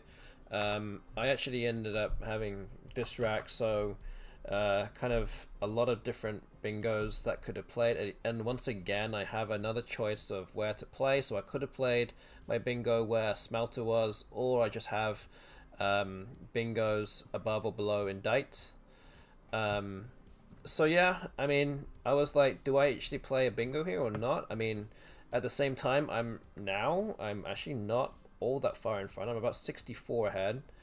Um, and if I decide not to bingo and then Josh bingos, then I'm potentially in trouble. Back to a kind of even game. So yeah, I don't think there was any reason to give or to forego a bingo on this turn. So like I could have played. There's three different moves. So Stanine doesn't fit above or below indict, but the other ones do. So Tannies, Nanites, and Inanist. So again, I kind of discounted that Inanist would be the least desirable one, given the I in this triple lane. But noticing that there were still two T's left and only one N, I decided to put Tannies here. I don't even know if that was really the right call, potentially, to do that. I guess the only thing you want to do here is put the letter in the position that's least likely to result in a Yes. 9-timer. Exactly, yes. And I think that actually is not what I did. So Tannies is not the right play. Again, we're kind of nitpicking with these kind of options. But if we just get rid of all these other things and just keep all the ones that have bingos, you can see that Tannies, which is actually what I played, comes out the worst out of all of them by a fair bit. And Inanist actually comes out on top, putting the I there. So Okay. it's kind of interesting. That's what I would have thought too. Okay. So yeah, it's interesting. How that kind of came out, especially with the letters that are left as well, which to me sounds kind of the opposite of what I would have done. But yeah, I thought that was kind of noteworthy that that this was kind of doesn't follow the norm in terms of putting a vowel in the triple lane. Yeah, I guess just because those like a lot of those high scoring letters are gone, that can hurt you there. And yeah, I guess just the makeup of the unseen letters makes it so that the I doesn't really go well with the tiles in the same way that the T or the N does. Yes, exactly. So yeah, I played Tannies for 69 down here. And then my next rack here yes. was HIJLOTU. Okay, so HIJLOTU. So, yeah, tell me what you played. Well, of course. What do you think? He had to play his own name, which was the highest scoring play. I actually put a lot of thought into just playing Just instead. Just thinking if it was maybe a better idea to leave the more promising HILO combination in terms of like scoring. Like if you have a really bad rack, like all consonants, maybe I can keep the H and score really well next turn, and it'll be like close. But also, it's possible that more bonuses will fit with HILO than LITU. But yeah, it didn't feel right. It felt like taking 9 extra points and playing my own name at least. If I'm gonna lose this game, I played Josh for a ton of points, 66. There you go. It's all about vanity here. But yeah, I think actually I do think that the letters with HILO playing Just does seem to combine better with the T of Tannies. But again, at this point, you're already 133 behind. This does halve the deficit, and you still need a bit of luck and well, with the bag, and also with me not blocking the T to even have any reasonable comeback to actually win this game. So yeah, I think you just generally just take the highest scoring play. And even if you play Josh or Just and Bingo, say not a 9-timer, you still are pretty much I think you're still an underdog to win this game as well. So yeah, at this point, it probably doesn't matter all that much. Spoilers. Doesn't matter all that much anyway. But yeah, this looks like a good play here. Strategy saying one of the main outs for Josh though is 2B overlaps, leaving the T as the only floater. Yeah, it's likely that if you have like a high scoring play on the 2 row, that you'll play it, and that'll only leave the T, starting with T, Right. as possibilities for bingo. So maybe keeping the HILO would be okay for that, but I don't really see much that I draw with that anyway.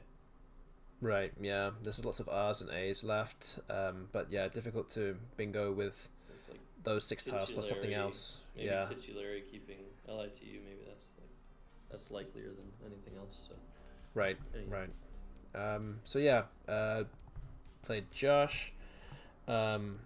I had ANORRTW.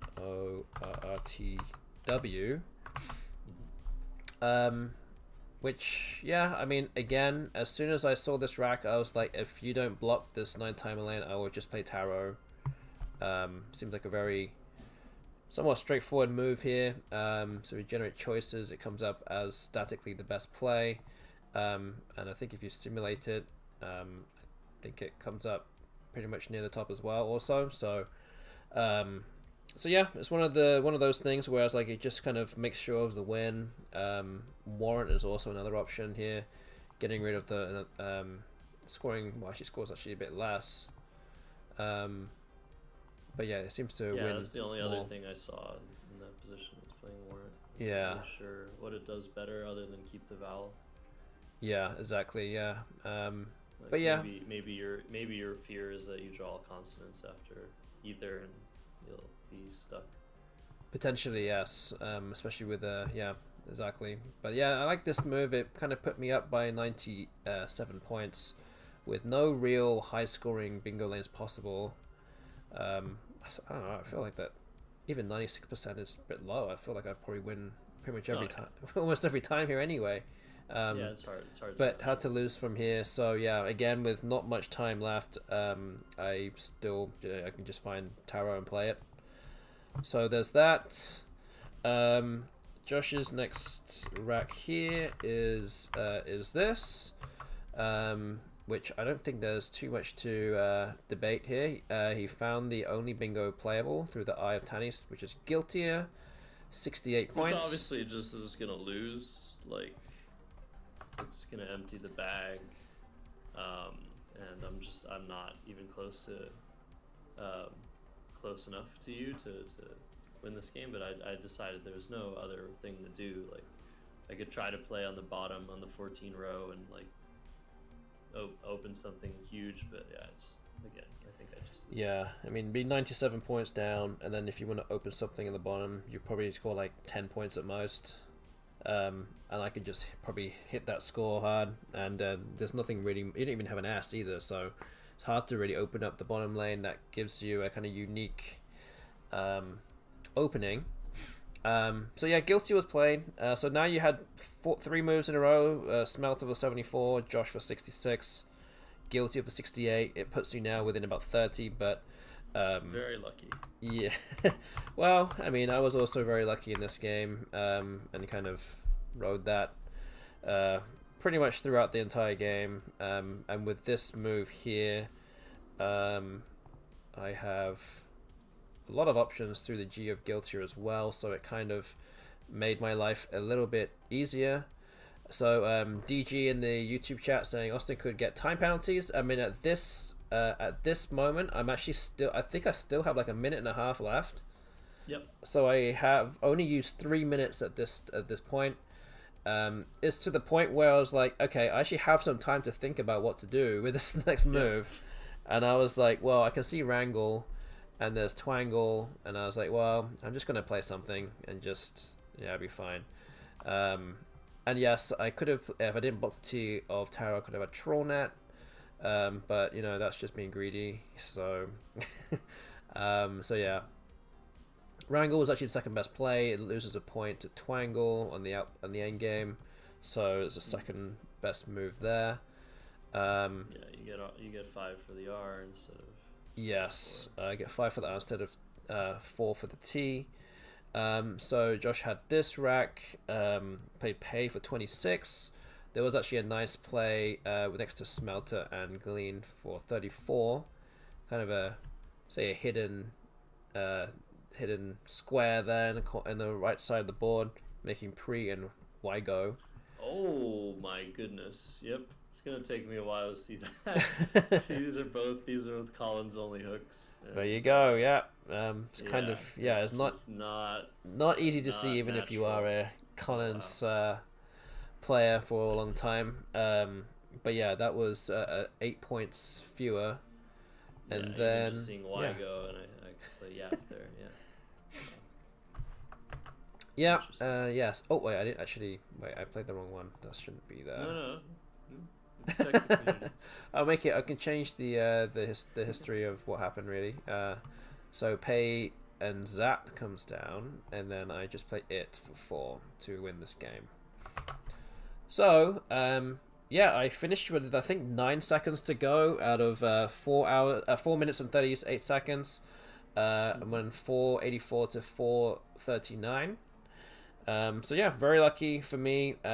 With 11 moves, like 7 or 8 of them were kind of very straightforward for me to kind of just plop down on the board very quickly. So those are the kind of games that or moves that you want in this kind of game. So yeah, I was just very happy just to have. Well, I was expecting to lose. To be fair, I was expecting to lose. So I was like, wow, I was just very fortunate to win this game. Yep. So well played. Not it's good that I expected this. You know, if I hadn't expected it, if it was my first rodeo, it might have devastated me. But yeah, I was very happy for you. I felt really relieved that like someone who had such bad luck in traveling and waking up could have such good luck against me.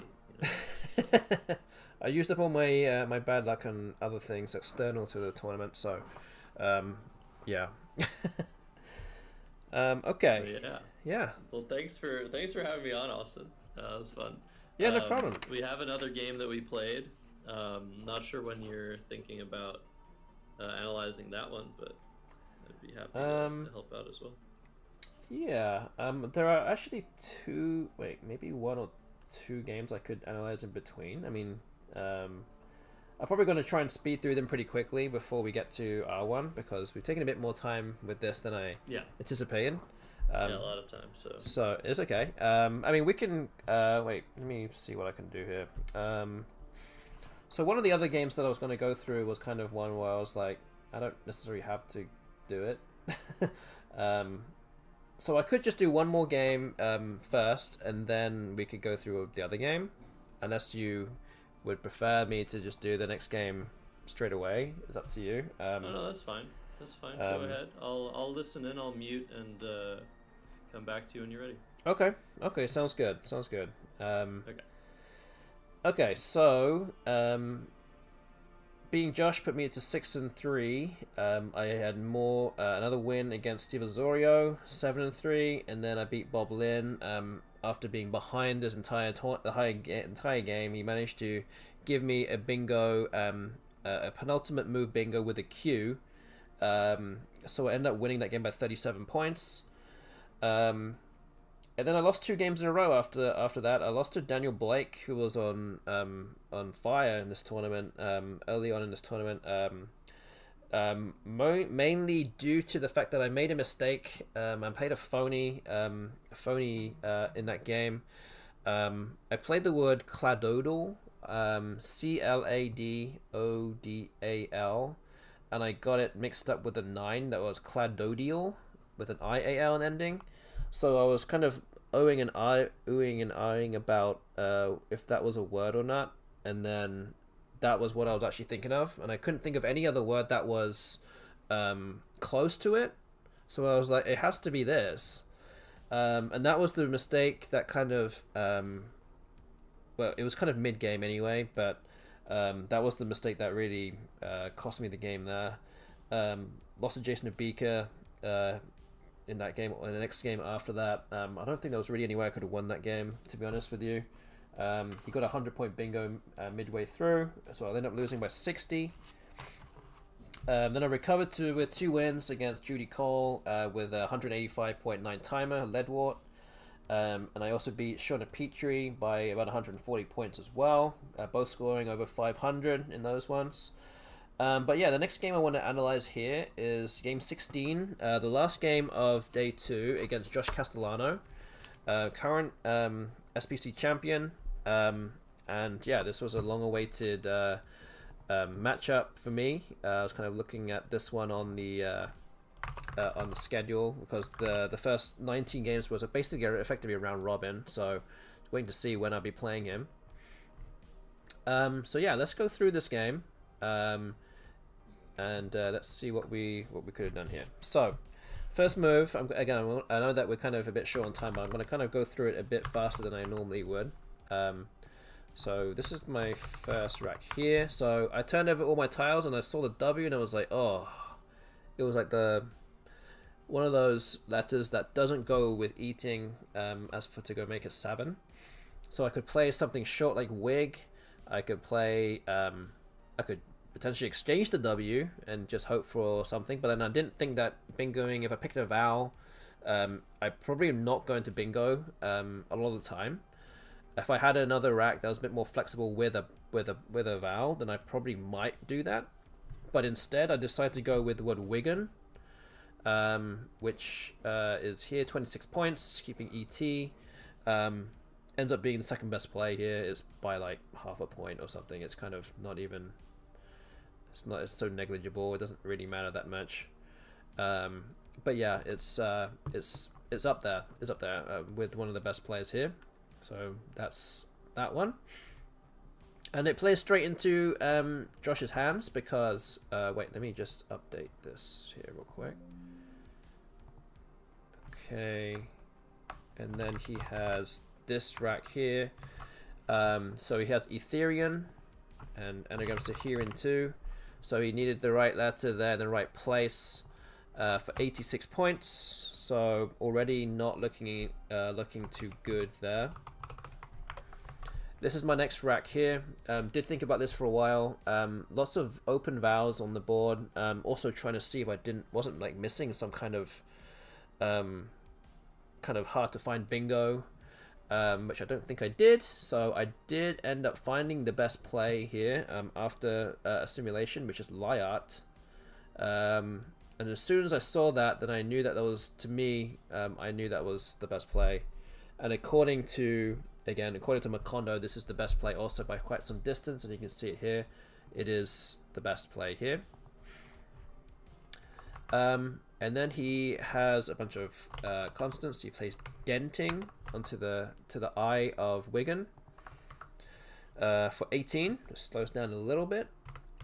The next move is a relatively straightforward move. I played Jube onto the D of denting, scoring 48 points. So this is a very nice move to have because I'm pretty much make it somewhat close to an even game after this move. Just 98 to 104. He plays Yawl to the left of Jube after that for 40, so that's not necessarily the move that I wanted to see. But it starts going a little bit downhill because after Jube I have too many consonants here, and I do find the best play for the third move in a row, which is Dict to the left of Ethereum, scoring 27 points. Highest scoring play there, but it does kind of take out a lot of floating tiles. Is it the best play? I believe so. I mean, I can... Oh, let me just go back here and generate choices and simulate it. According to Macondo, it is the best play. Whether or not Quackle agrees is another story.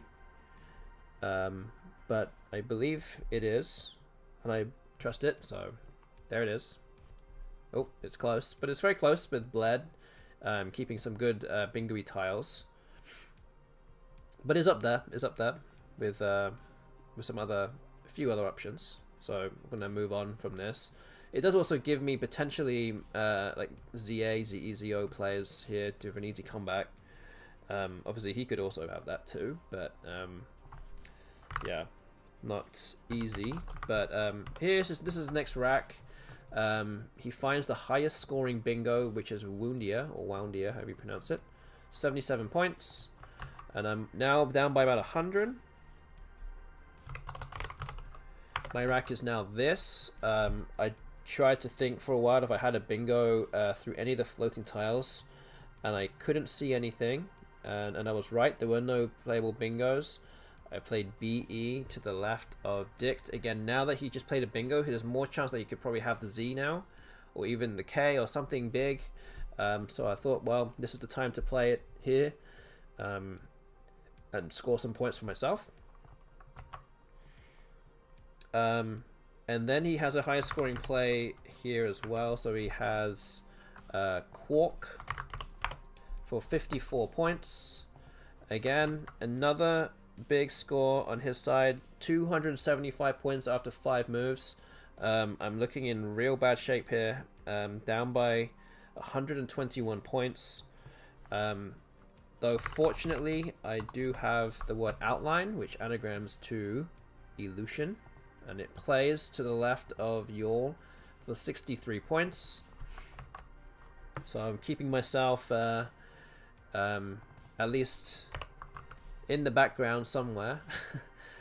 Josh plays Oath on the top left for 32 points, maintaining a 90-point lead. And here is the so far over the last 5 moves, there are all moves 2 to 6. So you can see they are all top moves according to Macondo, and even number 1, Wigan, was the second best move.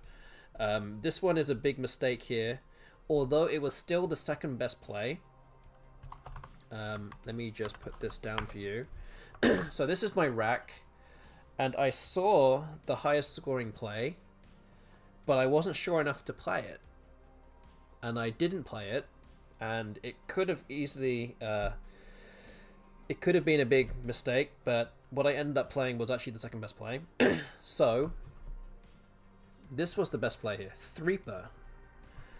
I couldn't remember if Threeper was good with 3 E's, and I even wrote it on my score sheet here. At the bottom of my score sheet, I wrote it right there.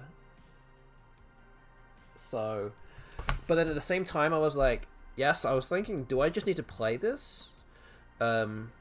Because it was 67 points. I'm still behind by 23, and it is still his turn. But if it's no good, then I've already lost the game. I'm done. I mean, I don't necessarily know how I was going to catch up, but I thought that, well, if I at least like stay within a bingo away, I could still come back. So I played the second best move here, which was air for 26 points, and you can see that the win percentage is it's a big difference there. It's a huge difference between the two, and also with Threeper, yeah, I guess you can't put an S on the end of it, which I didn't actually know at the time. So I just played EH here, and with all 4 S's unseen and a blank, then I was like, well, if you put an S on Threeper, then it will pretty much be game over by that point. So I missed a bingo in this one, even though I did see it, but wasn't sure enough to play it. I wanted just to stay. If I stay within 64, okay, I still have a shot if something happens. And then he plays Vims and Quarks for 34 points. He's now up by 98. And I have Pre-Fire as a bingo, but again, doesn't fit on this board. So looking to get rid of the duplicate R and E and maybe the F, and I do find a play that does that, which is Fiery through the I, which doesn't actually sim quite so well, according to Macondo, and it's seemingly also with Quackle. It seems to like Fiery with an extra E in it. I'm not entirely sure why that is, because I feel like the E can give me bingos through this R of Ethereum as well, but it's one of those One of those, I guess. Turf is also another option. Trying to open up the board a little bit with my other E, with the E hook for turf, for 15, which looks pretty good actually. But still, got a 4% chance of winning at this rate, at this stage. So I play Fiery for 18, down by 80, and it's his turn again. He plays Tex, T-E-X, to the right of Ethereum for 37 points. So I'm down by 117 points here. There's only 24 tiles unseen from me, so 17 tiles in the bag. Time's running out. And here I do have the word periods, which doesn't fit. And he just blocked the R of Ethereum, and there's only one floating tile on the board, and that's the T of Lyart. And there's only one word that would fit that, which this time I do know is a word. So I have Topsider for 65 points. And to me, that is the most obvious play possible because I need this and I probably need another bingo. So that is what happens here. So this is going to be an interesting one here. So I'm just going to pull something up real quick. I mean, no, you won't be able to see it, but I'm going to quickly pull something up so I can see what is going on. So yeah, Lyart I knew doesn't take an ass. So I knew that, at least. Let's see. Okay, this one. Okay, so I'm going to put in his actual racks now, because he's actually put this on cross tables. And we're going to see from his point of view what could have happened here. So this is his rack. This is a real life rack. It was what Josh Castellano had. He's 52 points ahead. With this rack, I guess you're kind of looking at the bag and looking at the tiles. There are quite a number of dangerous tiles available, are still left. Many S's, the Z, the blank, some other good bingo-y tiles as well that could combine well with the cider in top cider, those floating tiles. And his rack is probably worse than worse than average, I guess, for what's left. So I guess the way he would probably want to do is probably to block something up. So this is what happened. Something like Pain still wins 74% of the time, scoring 26 points. It takes out two and a half flows really. The S and the I probably not so good. The D is going to be heavily compromised, especially with only one E left. And yeah, there's still two S's on the scene as well. So that would have been one of the better moves, or even Paddy here, just keeping flexible tiles. So what ended up happening was that Josh plays Pigeon for 26, going for the score, and taking out essentially three floating tiles there, keeping two A's. So he plays that, and we'll save that. So he is now up by 78 points. And this is my next rack now. So I didn't draw any of the S's, and now you can see what letters are left in the bag. There are 8 vowels and 4 consonants unseen to me, including 2 S's and the Z. So now I'm kind of slightly worried about how can I now win this game, because the Z could just outscore me, just can kill me off completely. The S's could kill me off with pigeons or with topsiders, but there are still a lot of vowels left. So what am I supposed to do with this rack? And there's still 5 tiles in the bag. So I think you just kind of have to go for it here, and just hope that he doesn't have anything. I don't know how you can really, what else you can really do. So yeah, let me try and put up like generate 50 choices here. You're not going to see them all, but there's a lot of choices here that you can make. In terms of valuation, they're all not necessarily, they're not all completely far apart from each other. But if we simulate this, my win percentage is actually not that bad now. Now that I have the blank, it's actually not that bad. And I kind of partly felt like I recognized this. But something like mode here, again, you're drawing into a whole bunch of vowels and maybe S's. You're probably going to be able to bingo somehow with this. And yeah, something like mode would have been great, giving me almost a 50% chance of winning this game out of nowhere. But I didn't find that move, unfortunately. And to kind of illustrate how bad my move was, I have to scroll down to find it. Oh wait, is it even on the list? Wait a minute, I need to see. Oh wait, it's right here. This isn't even the bottom of the list of what you're seeing right now. It's actually here. I played this move. Wait, I don't think you can. Wait, can you see it? Oh, you can see it. It's right at the bottom of the list there. Gives me a 6% chance of winning. This was a major error also. I kept DV blank. Also, this analyzer doesn't have all the new CCC2025 words. So COVID would also be an option through the I to play a 4 tiles. Yes, and getting rid of the R, yes, as Infinity Word is saying, is probably a big mistake because it does combine well with those vowels that are left and the S. So probably shouldn't have got rid of it, but at this stage I'm now running low on time. And I just had to make a move because Josh was slowly also running low on time. So if I just made a move here, it might put him under a little bit of pressure in terms of what he would do next. So I played Corms.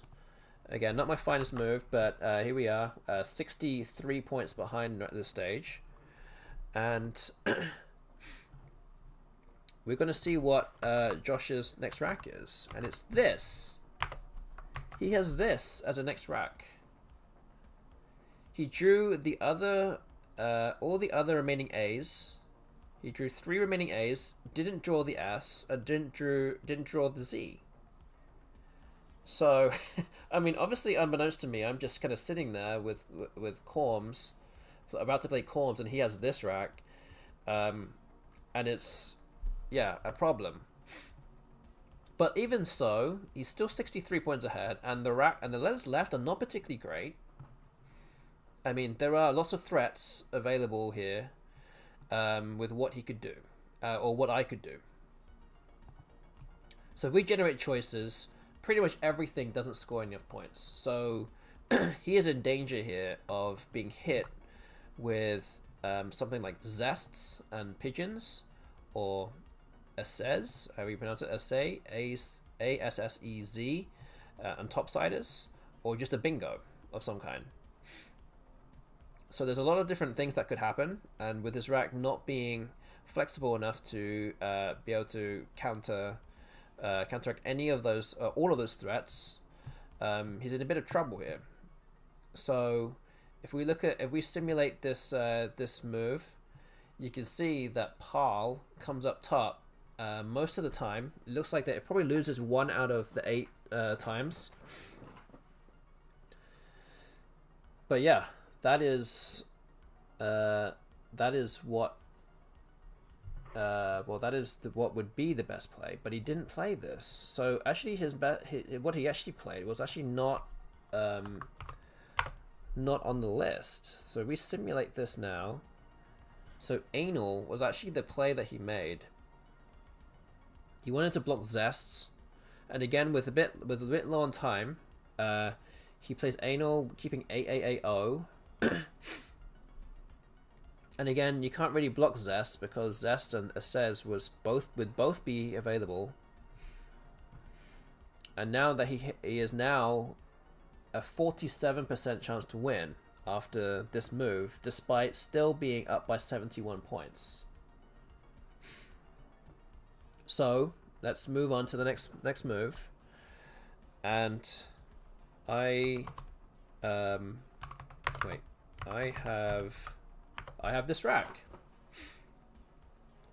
So I actually end up leaving the Z in the bag. I drew it's almost a perfect draw of EOSS. from the bag, withdrawing to my DV blank. And at this stage, I have now just run out of time. I just went over time because I was thinking that if the score was a lot more further apart, I might need to try and go for vadoses and topsiders, which is not a word because vados is good, but it does not take an S.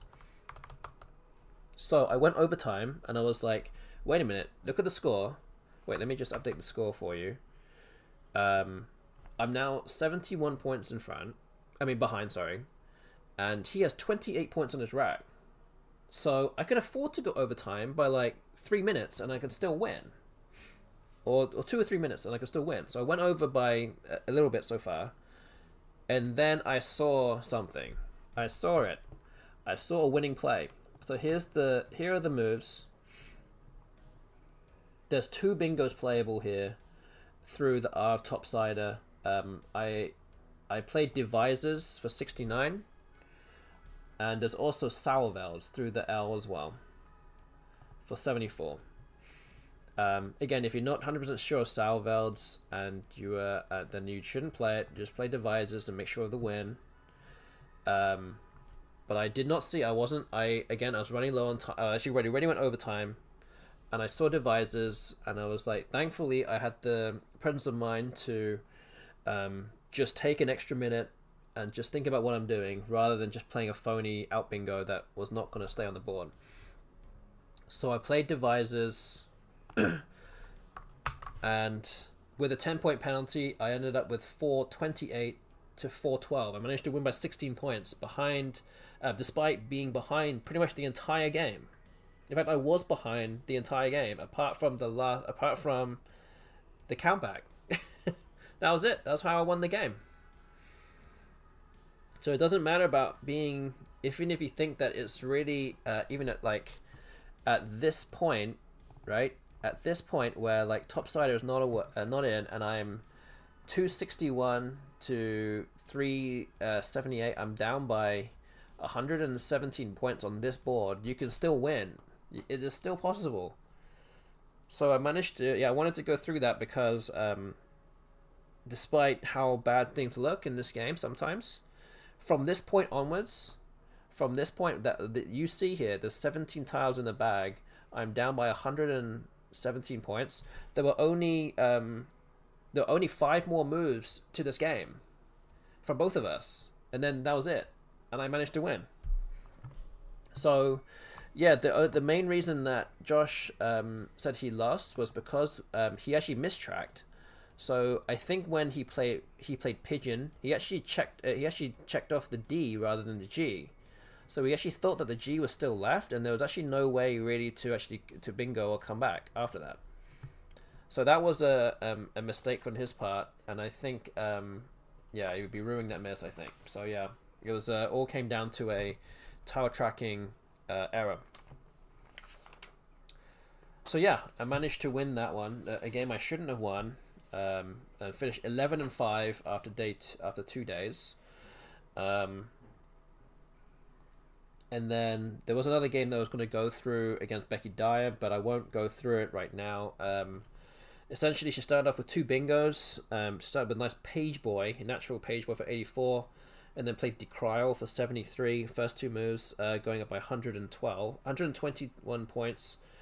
I managed to come back with Fixer for 56, Enterers for 77, and then later on in the game I played Strike for 83. And then she gets stuck with some big tiles, the Q and the J at the very end. So I end up winning this game by 47 points. DG is asking, does he win if he plays Pal? Yes, he does win with playing Pal. Yeah, that was the winning play. So I got up to 12-5. I beat Matthew O'Connor in game 18. That one was the one I was talking about earlier with Resmelts. That was the one on stream. I managed to win that one by 57, going up to 13-5. And then I had 2 games after that with Tim Weiss. I won the first one by 132. It kind of all went my way. And then game 20, I also won by about 90 after I went I had a big bingo at the very end. So I went up to 15-5 after going 0-3 out of nowhere, going up to second place at this point. Unfortunately, I did go on a 3-game losing streak. I did lose to Daniel Blake again because he just got a lot of points very early on, and I got 2 bingos down towards the end, but it wasn't quite enough. I lost by 33. Lost to Ben Schönbrunn as well. Oh, that's the one. Sorry, I lost to Dennis Ikegarigor in a rematch there by about 90. Couldn't get anything going there. He already 2 bingos early on, and I couldn't block. Couldn't come back. Then lost to Ben Schönbrunn. Despite this was actually on the stream, he actually did play a phony on move 4, but he got an extra bingo towards the end that was actually crucial to a 26-point victory for him. And the last game of the day for day 3 was again against Ben Schönbrunn, but I did manage to win this one. I did manage to stop him from bingoing completely, so I managed to win by 90 points in that one. And notably, I did get a 2 blank bingo with a Q with Manx, which he did challenge. So yeah, that was the main difference there. So I'm 16-8 going into the final day, and I am. There's 4 more games to go on New Year's Day, and I think I'm in 3rd place at this point. And yeah, we're actually gonna try and go through this game with Josh Sokol again. If he is still there, he can now unmute himself. Still there. You're still here. Good. So, glad you're still here. You were in 3rd place. I was. And I would like to say that the play of Paul. Yes. Wins, according to Macondo, only wins 7 out of 8. It will lose if the O is in the bag. Oh. Okay. According to Macondo. Well, I only did 4 endgame plies, but I think that's. Oh wow. Enough. So okay. Yeah, but I'm sure it's by far his best play. Yes. How much time do you want to devote to talking about the pairings? Oh man. I mean, it depends on how much you want to talk about it. Because there was a little bit of a controversy that I created in round 25 of 28 in the Albany New Year's tournament, because it was a very weird situation where Ben Schönbrunn was ahead 3 games on 2nd place and 4 games on 3rd place, which was Austin, but both 3rd and 4th place, both 2nd and 3rd place, Austin and Josh Castellano, had been super covered in terms of spread. So if either of them, won all of their games and Ben lost all of his games, then they would ascend to the throne of having won the tournament. There are also, I think, 2 other players with the same record as you, but you had the most spread. And so the question was, who does Ben play in round 1 of 4, being 3 games ahead of Josh, 4 games ahead of Austin? And my opinion was that he should play Austin, just in case Austin wins and Josh loses, then you could play him again and again and potentially win the tournament. Very, very unlikely, but possible. Whereas if they pair Ben with Josh immediately, that knocks you out of contention. There's no way for you to play for 1st place, and so either Ben or Josh will win the tournament. And yeah, I thought it was not fair. In the same vein as, I'm working for you. I'm like looking out for you. You had some travel issues. You came back. You won a game with 4.5 minutes on your clock.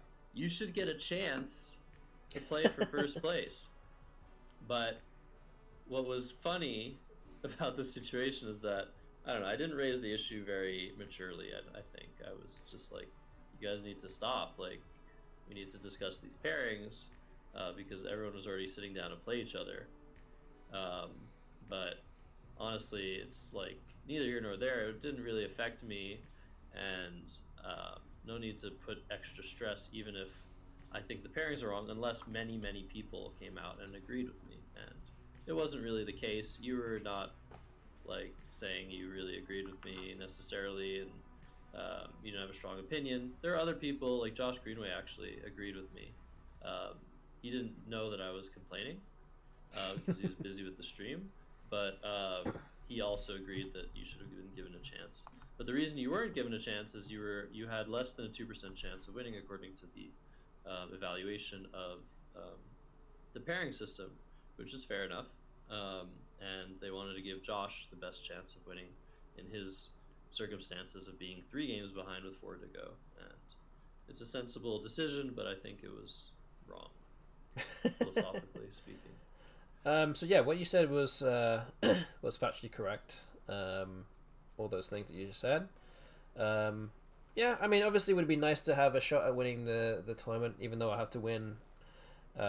What would have to be 5 games in a row against Ben Schonbrun. So we wouldn't beat him in the last game of day 3.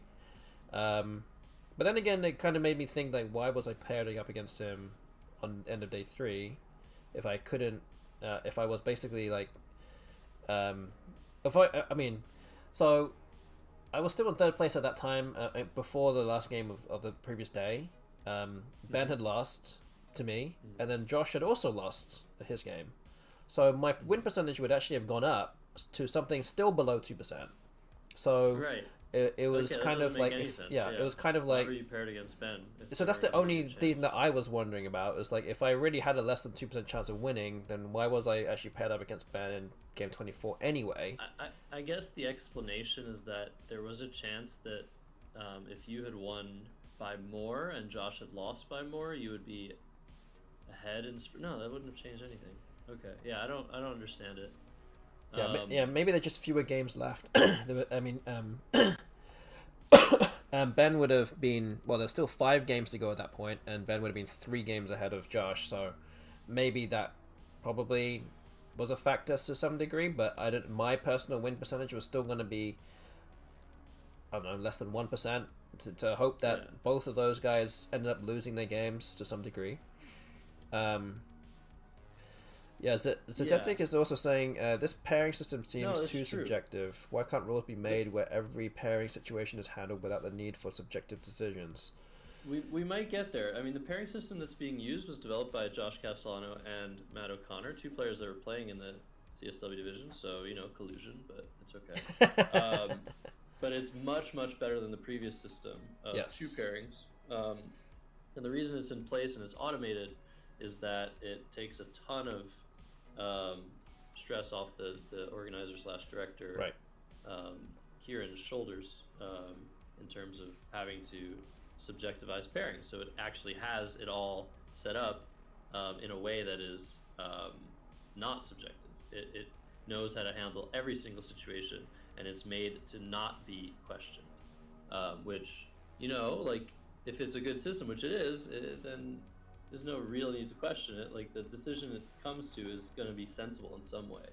But the way that it comes to the decision is, like, the way that it's set up, I think, can be improved potentially with different parameters. And I think in this situation, that's a situation where I think it could have been improved upon. Because the point remains that if Josh Castellano, no matter if he plays Ben or anyone else in the first round, won all 4 of his games, he would win the tournament. Even if he wasn't playing Ben in the first round. So he was in control of his destiny, whereas they rescinded control of Austin's destiny to potentially win the game by not pairing him against Ben. So I think the parameters could have been different, but then maybe some other issue would have come up, and there's some. I would have liked to speak to both Josh and Matt O'Connor about those pairings, but I think Josh Greenway's going to talk to them. Yeah. But anyways. Yeah. Because the other thing was also that because there were 4 games to go, and Ben was 3 games clear of Josh and 4 games clear of me, whoever Ben plays will knock them out of contention. So actually, with me and Josh, our position is actually the same compared to Ben, because he beats will be, you know, say that no one was ahead of me and I was four games behind with 4 games to go. He would win a game and he's already I'm out of contention. But if he also does the same thing with Josh, who's 3 games behind with 4 games to go, wins, he goes 4 games clear with 3 games to go, he is also still won. So there's still like a little bit of things like that in terms of maybe like if there was a tie, for example, then that gives. There's also one more option, and that's if Ben and Josh don't play each other and they both lose, Josh can still win.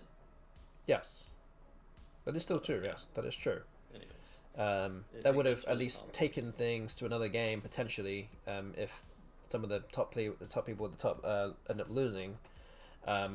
But yeah, I mean, to answer kind of what Zetetic was saying, kind of the rules be made. I mean, it's kind of like in the code to kind of do that for you, because the organizer not only is in charge of this division, there's also another CSW2 division, and there's 3 other NWL divisions that are going on at the same time that he is also trying to overlook and trying to do things there with.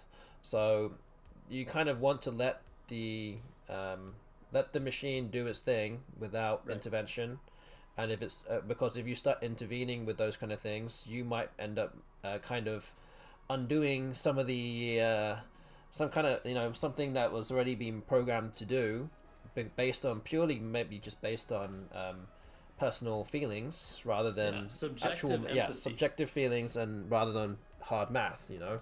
So I had subjective empathy for you, and that took away from my subjective empathy that I could have had for Kieran and everybody else in the tournament. So like, I don't know, maybe I have to reevaluate, you know, maybe I look up to you too much. And maybe what's funny I don't know. is that I had no idea who I was playing, and it was brought up to me when I was like making a fuss that I was playing Austin. What, you just don't want to play Austin? I was like, oh, I'm playing Austin? And I had no idea. I was like, okay, well, I guess. Yeah, whatever. I was just assuming that was why you were complaining. Yeah, exactly. It's like, I don't want to play this guy again. But that was so far from the truth. I love playing you. Like, in hindsight, even when I lose, in hindsight, I enjoy it. Like, good. In Well, the I'm moment when I lose, I glad about that at least. But yeah, DG was saying, yeah, not everyone deserves to control the destiny though. If you're 4 games behind on the last day, that's your problem, in my opinion. You should have won earlier. I mean, at the same time, if Josh was the closest person, I mean, I wasn't really complaining about it myself, because I was like, well, if Josh is second place, then maybe he should just have the shot at. He's in the table. He is more deserving of taking that shot at Ben than I am. So I was kind of more of that mindset rather than anything. I wasn't expecting that I was going to win anyway. And maybe you know, you could always you could argue that, you know, perfectly reasonable mindset to be in. Yeah, it makes sense, like to give him the best chance. But the problem I had was just that it didn't seem like, it seemed like you could there are 4 rounds to go. You could give Austin a chance, like one game, and then if something happens that isn't perfectly aligned with Austin maybe winning, then okay, then it's over. Then you make it between Josh and Ben. Yeah, maybe so. But yeah, in the end, nothing changed. So I was playing against you. So yes. Let's dive into this game, and let's have a look at this first rack. So I'm starting. This is my first rack here, and I was trying to think if there was a bingo first of all, and I remember oof being a word, and I couldn't fully remember if oofed, O-U-P-H-E-D was a word, and I thought it was, so I decided to play oofing, and yeah, that didn't quite work out so well for me. There are no bingos available here. On my end, you know, it's like I don't recognize this word. It's not valid in NWL. I know that oof is a noun. Like O-U-P-H-E-S is good. So I'm like, okay, there could be some reason this is a word in Collins, and I respect your word knowledge, and so I sort of just like I challenged, but just like I was like, well, it's probably good. And actually, when we walked up to the challenge computer, remember what I said? What did you say? I said, um, I said, nice play. Oh, you did? I didn't. I wish I didn't hear that. I was too busy. Like, this is not a nice play. I was like, what am I doing? So oh man. I felt really bad because I was like certain it was just gonna show that this was valid word, and that's such a shitty thing to do. Sorry, the cursation. It's such a mean thing to do before you know whether something is a word to say, oh yeah, you got it. Like, it's so against etiquette, and that's the difference between Austin and me. Like, etiquette wise, yeah, Austin is a nice British man, and I am a fiery Canadian American boy. Oh man, yeah, I was too caught up. I honestly didn't remember hearing you say that. So what you were thinking of, I think, was ooping. Yes, maybe so. Yes, because oof, OUPH just takes an E and it's just a noun, I believe. So it's not anything. But yeah, maybe I was thinking of just ooping without the H. And now it's my turn. And, yeah.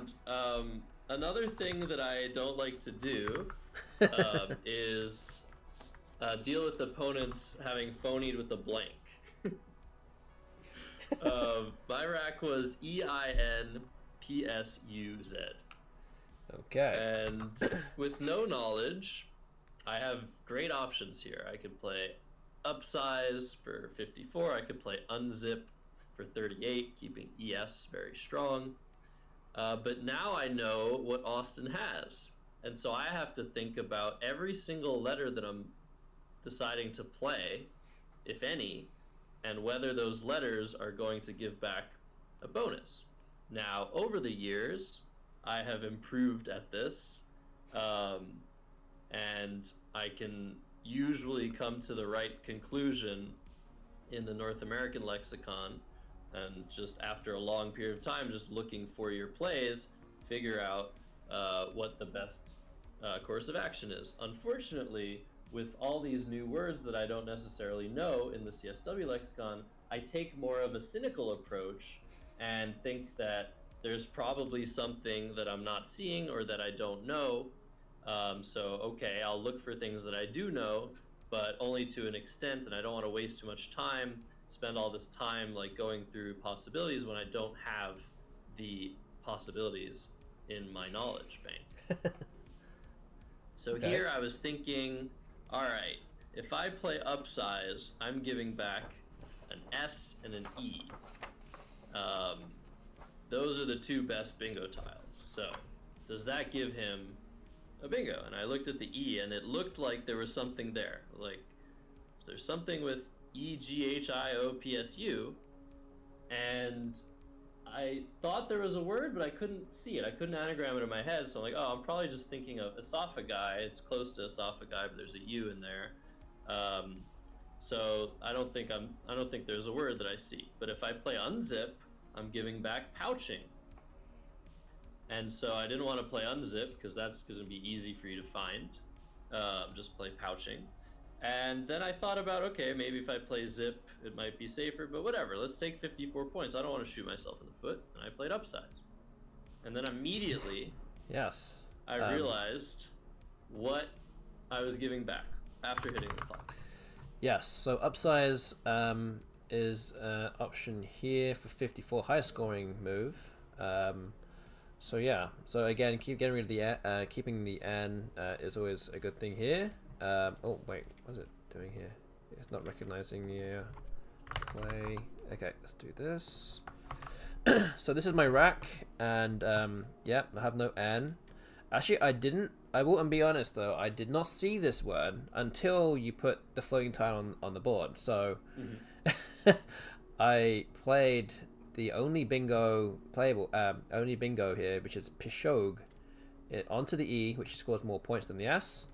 78 points, and I actually, as soon as you put it down, then I saw it straight away. I was like, oh, okay.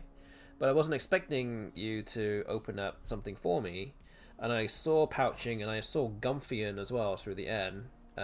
If even an M came down, so Nice. I think there were only 3 bingos that could have been played with the floating tile, and this was actually the 3rd one that I hadn't seen. So fortunately, I did see this, and I played it. So I'm now back in the lead. Yeah. I'm going to run Macondo in the background to see.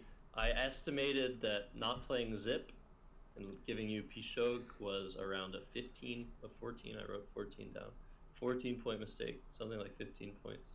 Okay. And I'm going to run that while we continue.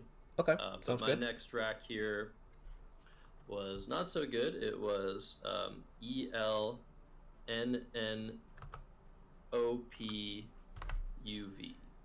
Sorry, OUV. ELNNOUV. Okay. ELNNOUV. So yeah, I say close to a bingo. There's some bingos that if you just change one of the letters, you can get something, but nothing that's like hugely like standing out to me as of right now. Yeah, I saw like close to So Nubel, something like close yeah, to non-level. you could do Zonial as well through the Z. So yeah, let's have a look. So it likes non-nupal. Nice, As yeah. a 30-point play. Zonial, as I That said. looks good to me. There's Venin, which I think is a Ooh, bit no. dangerous. And you ended up Oh, playing. unopen keeping the L with the V. Oh, the L with the V is better than the N with the V. It's like, Yeah, that's an interesting one. Yeah. yeah, I'd like to sim this and see. So you ended up doing the other version, which is Lupin for Lupin, 27. which I thought maybe there's a chance you would give it 5 points because it's a weird 6-letter word. Not that I ever expect you to challenge valid words. It's always a possibility. I have done that sometimes, but I didn't do it this time. But yeah, after a quick sim here, 4 play, it does say that Unloves is the best play. Oh, that's interesting. That blocks It doesn't the it doesn't scoring do spots in a any of the different way. things that we just talked about, but it keeps the N and gets rid of everything else. I guess it would've has played some non-neutral. defensive merit as well. If that even means anything on this for this situation, but yeah. Actually, That's very interesting. it's kind of come down a bit now. Unveil is at It's the top. basically demonstrating how terrible of a tile the V is, yeah. Yes, and yeah, you want to get rid of the V, basically Vuln almost on this rack, if possible. And the other tiles, yeah, you just want to try and get rid of as many of those as possible. Yeah, that's the top 3 moves. They all get rid of Vuln, VULN, to some degree. Yeah. But yeah, this is a tough move. Unveil is Yeah, interesting. and you can see that even though the win percentage for all of these moves on this list, they're all pretty close. So Yeah. it's a tough decision to make, even if you do see every single one here. Not easy. But yeah, Lupin was the next play for 27. I would say clearly a little bit of a mistake there. I'd like to share with you the results of the Sure. Honda simulation on Go the ahead. opening rack. It says that I should play Unzip, but it probably thinks you're going to play Gumphion. Give me more. Unzip. I don't know. If I play Unzip, you play either Pouching or Gumphion. Yeah. It probably thinks you play Pouching. Yeah, Pouching's gonna score more. It thinks that ES is like that strong, and then it says that Zip is around a half a point worse. Oh. And that Upsize is, let's see, around 13 points worse. Oh, so you're about right. So, it's good that my mind was a little bit more focused in this game, even though it was once again first game of the day. Yeah, that is also true. That's also true. Yeah, this was the first game of the last day. Yeah, so I had this rack here, ABIOSUY. I found the best play here as well, so I had AU above Pishog, the Hog Pishog. Keeping bios, according to Makondo, this is also the best play, so I'm not going to analyze this. To me. This one's done. And what did you have here? I had Havering through the eye, but you blocked it. I did, yes. So this was your rack, AEGHNRV. So luckily I played something that did block Havering. That would have been well, pretty tough to come back from with that one. It doesn't really give anything away. But yeah, now you're just kind of like, what do you do with this? Right. So, yeah, I saw Havering after you made your play. I don't remember. Maybe I wasn't paying attention. Maybe there's something going on and I was distracted. But I only saw Havering after you blocked it, so I didn't feel that bad. It wasn't like, oh, come on, Yeah. don't block, and then you blocked it. But here I decided to just play aggressively, get rid of the 2 worst tiles on my rack, and keep a really nice 5-tile leave. And I decided to play Vug through the UG. Keep Yes, anger, Vug. try to draw. Yeah, that looks pretty good to me. Oh, wait, I didn't. Wait, I meant to simulate this actually. Yeah, and it seems that at least Quackle is liking that play. It's yeah, very good leave, and yeah, obviously there's some danger. That takes an S hook and a Y hook. And best. You had just played a Y though, so I did, yes. happier to leave that open than I normally would have been. And I also realized that there was this weird relationship with the D hook on upsize, that if you ever play something with upsized or upsizes, that would block the dangerous lane anyway. So I didn't feel like it was that big of a deal. Right, yeah. I think that's a very solid play with Vug there. So let's just save this. Okay, so the score's now 108 to 100. That's back to me. This is my rack here. I can't even remember if I actually spent a long time thinking about this. It felt like a long time. Whether or not I was going to play Sib and Vugs, or upsizes and Sib, or Sig. But I kind of decided not to do any of those things and just play Bigot for 20. I thought like, well, maybe I should just play maybe the equity play here, keep the S, and maybe try to bingo on a different turn.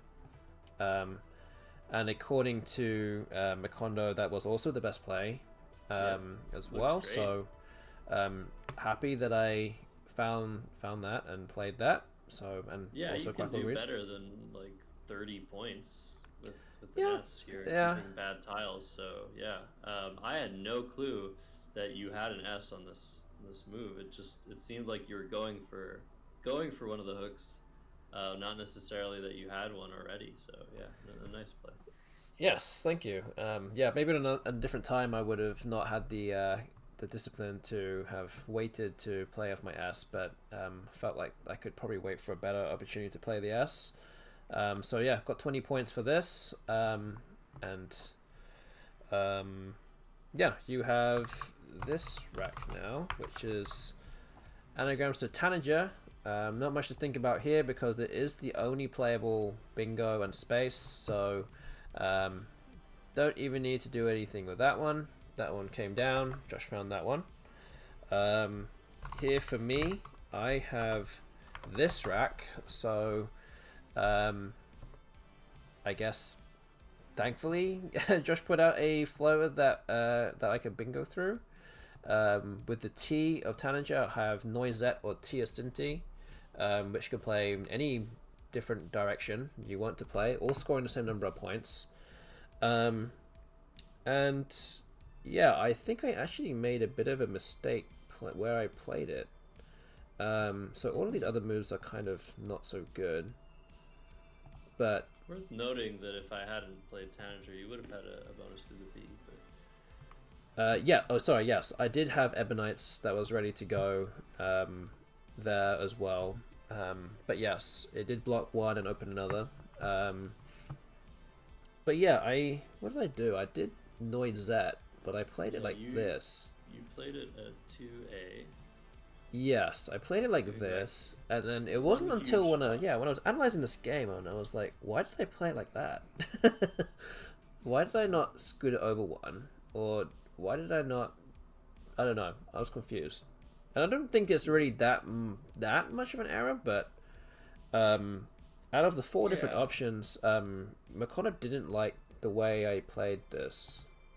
Yeah, This I is what I guess actually did. the thought is that if you play Teosint from the tee, at least you have two big scoring spots um, that you're creating. It's hard to hit both one H and one L at the same time for me. Right. So at least there you should have your choice of spot next turn, rather than just creating the one huge spot at one H that Nosette creates. Yes, and that's partly why, although it's again in the grand scheme of things quite minor, but the fact that just shifting it over to the right one and not exposing that big E, that big square there, gives me an extra 1.3% win percentage here, just by moving this across, because it kind of creates two kind of medium-ish threats rather than playing like this. You're kind of creating one big threat and one kind of slightly less than medium threat, because it's hard to overlap Noisette as it is. It does like Teosinte like this most. And yeah, I don't know why I didn't consider that. But yeah, that was a slight error on my part. Yeah, finding it, but still third best play here, and it's about 2% worse, which is not the biggest mistake in the world, but still a minor, but kind of a mistake that I should have not made. Yeah, and here in this position, my next rack was ABCKOQS. ABCKOQS. So yeah, knowing the rack now, this seems like a very obvious play. So, yeah, Josh plays Bok for 48 points. Just gets rid of four kind of clunky tiles for a lot of points, and again highlighting why shifting Noisette over one more probably would have been maybe slightly better. Although on hindsight, you could still Yeah, I would have play played Bosk or Bosk. Bask up tier anyway, Yeah, which actually would have been probably more. yeah, But 68. yeah, although it wouldn't have, you would have to burn that. Well, actually, yeah, you would have to burn that S as well. But yeah, I mean, it was yeah, tough to decide. Again, that's the reason why it was tough to decide what you should play with Noisette. But Bok here was going to give away a big spot with that E, and yeah, you kind of took that with both hands and got 48 points for it. So my next move was somewhat fortunate because I had no vowels. I had C D D F R T X, and it became, well, after looking at the board for like 10 seconds, it was immediately evident what the best play was, and it was Tix, cashing in that X and hoping to draw some vowels next turn. So that was the move from me. So puts me back into how the much lead. worse fixed is. Say again? I wonder how much worse fixed is for 28. I mean, I agree, take the points, but Oh, there's something to be said about yeah. covering the scoring spot a bit more and playing one extra consonant. Yes. Well, let me just simulate it right now. It's not that much worse. Let me get rid of some of these other moves. Yeah, it's But yeah, it seems like it's significant enough. Yeah, just go with the obvious. yeah, it's about 3 or 4% worse. So yeah, it's significant enough to not play that. So yeah, but yeah, it's a good thought, at least a consideration. And my next rack was AAEEQRS. Oh, okay, interesting. Because I was actually thinking about what you were going to do here, or why you did what you did. It did take me a while to kind of think about it. So you ended up well, you can't really play the Q here for any Like good number of QI or points. QIS, QIS, which is not really what you want to do. So you ended up exchanging 3, which I would be the A, E, and the Q, I would assume. Yep. Let's see where that is on this list. I figured there are no U's left. The Q isn't really going anywhere. AERS is very strong. I have this big hook with bugs. I have the hook with upsize as well. The board's pretty open. I figured the Q is just a huge burden. There's just no need to deal with it. For sure. And I'm simulating this now. It's like 9% better than Anir through that N of Noizet. It's by far the best play. But yeah, at this point, I was now wondering why you exchanged only 3 tiles. And I must like what I kept. Yeah. Yes, you would have kept 4 good tiles, and I was like, but there's not. I mean, like, what would you have kept? And what 3 tiles would be so bad that you cannot play anything that you need to exchange them, but you still have 4 good tiles. So generally, generally it's mainly the Q if you can't play it anywhere. But I was like, slightly kind of like raising my eyebrow at what was going on with this this play. Again, trying to make my own inferences. Yeah, a little bit suspicious with that because this basically is what it has to be the Q in duplicates, right? That's basically what it has to be. Yeah, it would have to be, and especially when you can see like what tiles are left. There's lots of A's, E's, and I's. You obviously probably wouldn't have an I if you could play QI above Noizet, so it could be just duplicate A's and E's, which is what was left. So yeah, we're looking at the tile bag. I was like, you probably have an E. You probably have some other like four other retains letters or something like that, and you could only just get better from there with this especially with this board as well. There's a lot of different areas of the board you can play bingos onto, but this is the rec that I had next. So I was kind of a little bit bummed that I couldn't play Fjord anywhere, because that would have been a nice dump to kind of get rid of a bunch of tiles that I didn't want. And yeah, I was like, what am I supposed to do? Like, I can cash in my D for upsized, especially knowing that you are close to a bingo. Well, I would assume that you'd be very close to a bingo. This play of Dock or Doff would kind of at least take out the bottom part of the board. Although it would with Doff, it would give away bingos underneath the O and the F. Especially with the A and the E, there's lots of those tiles available underneath the F. I was like, I don't really want to play that. Doc kind of does a much better job of that, but keeps some really bad tiles still.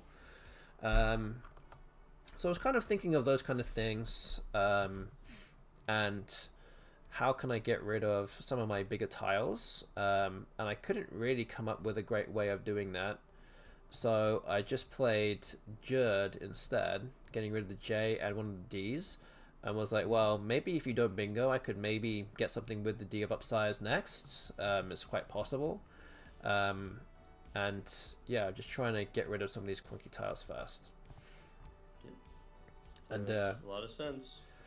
Yeah. Not ahead enough that you can really afford to do much about the situation, I think. And you just got to get rid of your J and just hope to see another day. Yep, and with 24 points, I'll go up by 50. So even if you do bingo, I can still catch up. I'm not going to be too far behind. And you're drawing into like triples, like yeah, and lots of vows that I don't have. Yeah. There's definitely some things that I could draw into. And yeah, according to Macondo, this actually was the best play after a lot of simming. So that was at least a strong play there. And then you had the most rare ever thing for me in tournaments is what I had. Oh really? This is what you had. If there's one thing I don't do in Scrabble tournaments that often, it's play a triple. I don't know what it is. Sometimes I miss them. You knew now. Usually I never have them. But yeah, you drew what was it, EI blank, which is pretty much, I mean, of course I would say perfect, but obviously you, if you wanted to be really perfect, you'd have some other bigger tiles in there that would score more. But you had a choice of 9 timers through that N of Noisette. So let's have a look. Yeah, you can see there's 6 different options here. Yeah, uneasier, sneakier, in-house, increase, answer right, and energies, which is what you ended up doing. Did you see any other options, or did you just find it and was like, I'm done? I figured there was no need to look, as long as I'm not creating like some huge overlap potential, like an X or something. Right. Didn't seem to be worth thinking about. And by taking a lead, I didn't mind creating, like, there were 2 Fs left, so I did realize that like the B6 spot could be good for an F, but I figured that could benefit me too. Yep, and actually out of those 6 bingos, only increase would potentially give him more volatile, or give away more tiles that can go next to it. All the other ones either put the I or the R there. So yeah, no real need to. Yeah, no real need to think too hard on this one. Just have to find one of the 5 out of the 6 that does that, and I think you play it. So yep, always a nice thing to exchange and get the 9 timer. So 122 points were your way, and now you're up by 72. And for me, I got a little bit lucky also, because I actually drew into 2 vowels on this move, and because you played onto the 9 timer lane, that actually left my bingo spot completely open. So I had D forces through that E of Noisette for 78. Only playable bingo there, so it's the best move as well. And again, after your 9 timer, I'm actually just happy just to be level. So I'm actually up by 6 points, and it's now back to you. Yeah, and the other thing that happens is when I do triple, it scores very little, and my opponent is still ahead after the next move. Yeah, exactly. So my next rack made me pretty scared about my chances of winning the game. It was ELLNTWW. Ooh, wow. And that is a really bad set of tiles, especially for this board. Oh, yeah. Yeah, you don't have any of the hooks, like the D or the S or the Y. Wow, and the W just doesn't go anywhere on this board either. Yeah. And yeah, so wow. My thought was either I make a really sad play, which I ended up doing, or I exchange. Right. It didn't seem like it seemed like it might not even be worth making a play, but I decided to play through and play well at D7, keep WNT, and just hope that I draw some vowels, maybe draw the Y, draw something I can work with next turn. Yep, and with the scores so close, and with this kind of interior part of the board, like that kind of takes a lot of space, then 16 points is actually going to go a fair way. And you get rid of a bunch of bad tiles as well, so yeah, definitely would play. I think I would play well here too, in this case. So yeah, I think that's probably best, I would say. Let's simulate this. It was a weird spot where like it could be worth exchanging a lot of tiles, because there are like certain letters that you basically really want to draw, like the Y for buggy, maybe a D for upsized. But it wasn't like, there are situations where maybe you need a blank or an S, and that's like far more important than just like the one remaining high scoring hook. So I think it's probably just worth slogging through here. Yep. Although once this sim is now kind of shook out a bit, it's well is best by about almost 2% now, and 1.5%. So yeah, it looks like it's the best play as well according to the analyzer. Let's have a look at what my next move was also.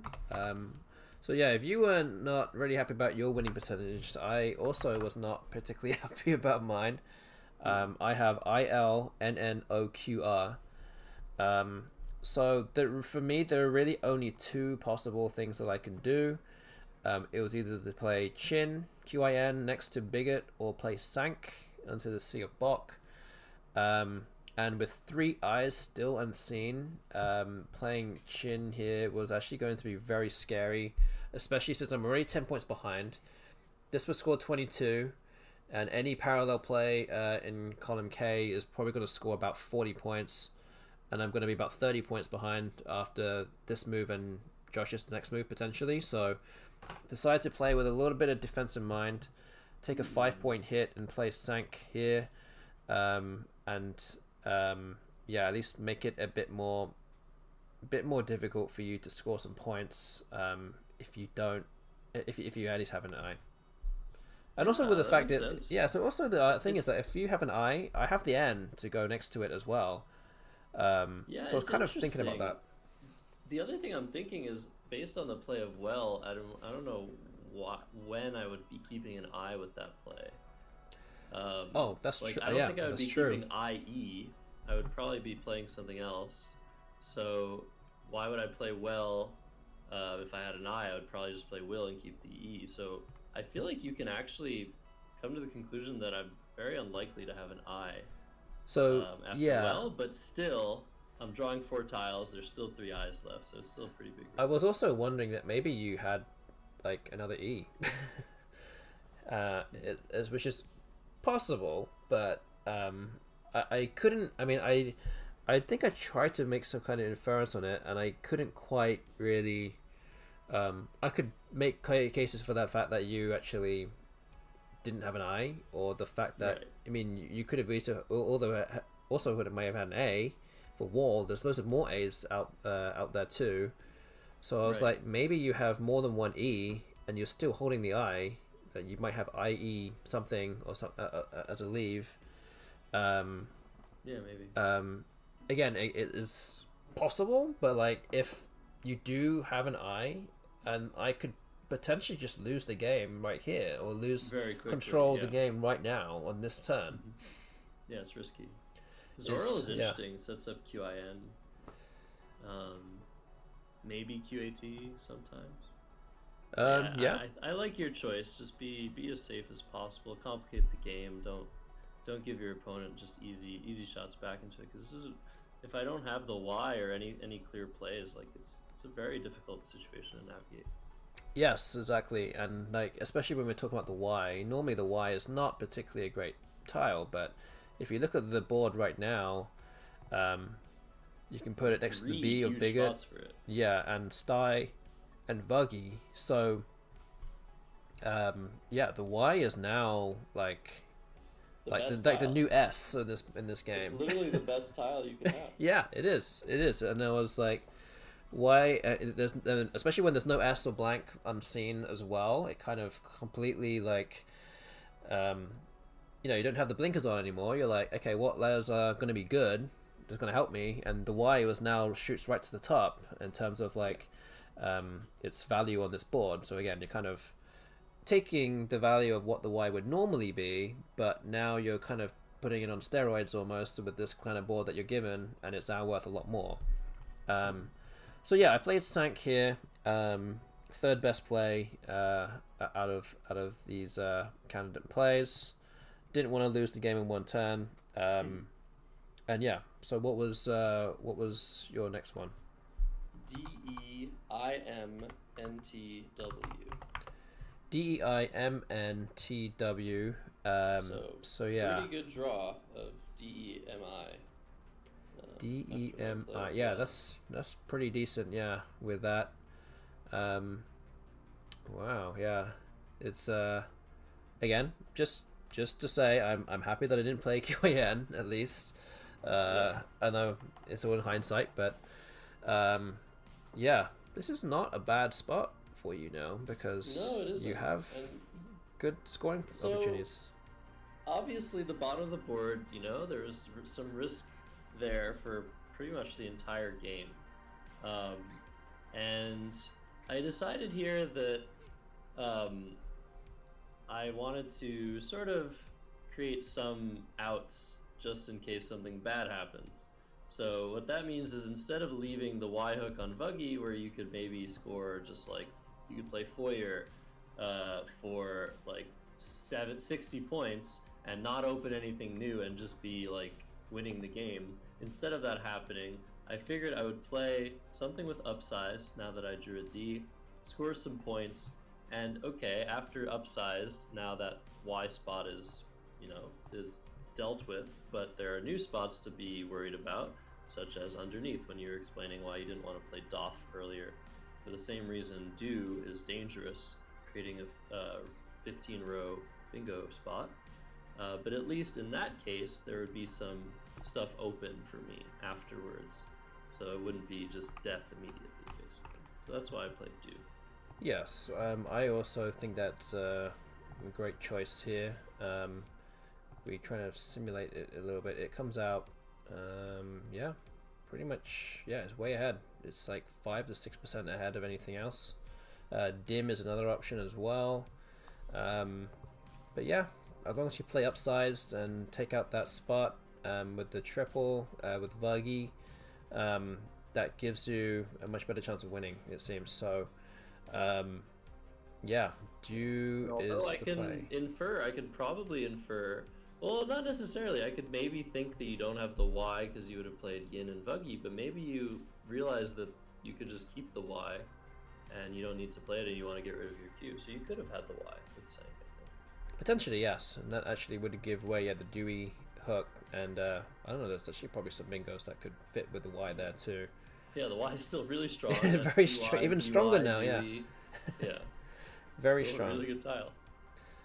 So yeah, Dew ahead by about 4% over Dim, which is the next one, and then 8% ahead of Dime, which is the third best play. So yeah, way ahead of everything else. So Dew was the play there. Let's update the scores. So the scores 357 to me, 384 for Josh. I have this rack here. So yeah, this is where I drew the Y and the F. So in the grand scheme of things, if I couldn't bingo, then these are the two tiles I want to draw. And I was aware that the Y was very strong, and the F also pretty strong, but only if I don't have that main spot blocked next to Energies. So I decided to play next to Energies. I could have played Floor, F-L-O-R, but I decided to play Fleur, F-L-I-R, because the Y and the I don't necessarily always go well together, and I have Poo and Oi down here next to Bigot ready, and also Yo and Bai ready also, keeping the O. Also, there's another I unseen, or two I's unseen in the pool, so I could draw Y-I-I from and have that as my rack next turn, which would be really bad. So having Fleur as the what I decided here, if we simulate this, yeah, and it jumps straight to the top. Play for sure, and I think another thing is that you have one of the 4 remaining hooks, the W under Do, and yes, you don't need to get rid of your O. You could maybe draw a high scoring play underneath there next turn. Yes, that was definitely definitely a consideration, because I was like, what if I could draw some kind of bingo, some kind of weird bingo at the bottom with the O? I definitely can't play it if I have the I. Obviously I have QI as well, but there's still another N unseen that would give back more points, so it's probably better to keep the O. It goes better with the Y here, and play something like Fleur. So I did that, knowing that I'm going to pretty much be guaranteed another 30-point play the next turn, and the spaces to actually score points on this board is not particularly that great right now, unless you have like a long word to do it. Except I was just just cut off for a second here. Wait a minute, let me just see if I can join back again.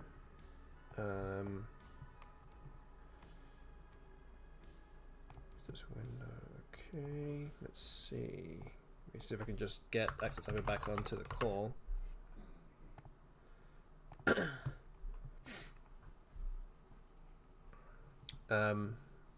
So yeah, we're still going through this move. You can see it's pretty much at the top. It's got a 50% chance of winning. But yeah, keeping the Y here is very useful here. Here we go. Oh, they're back. Like nothing happened. Maybe it timed out or something. Oh, that's okay. Oh yeah, maybe so. Okay, so we'll go with Fleur. That's looks pretty good to me. And yeah, what's your next play? So my next rack was AAIMNTT. Okay. Wow. So yeah, the face of it doesn't look like there's that much available.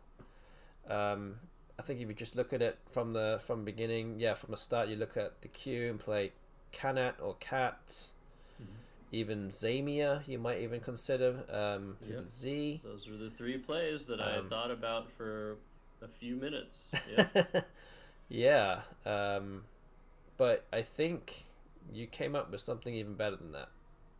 I think so. So yeah, I was trying to see like what should I do? Should I play Cot? That sort of makes me vulnerable in the end game because it leaves 5 in the bag, allowing you to make 3-4 tile plays and force me to empty the bag next turn. But it did seem to be decent for my chances of maybe drawing a bingo, but it didn't seem that likely that I would draw a bingo to begin with. Kanat seemed nice to also play 4 tiles, make it harder for you to get good tempo in the end game, leaving 3 in the bag. Most of your scoring plays or the plays you want to make would use 3 or more tiles.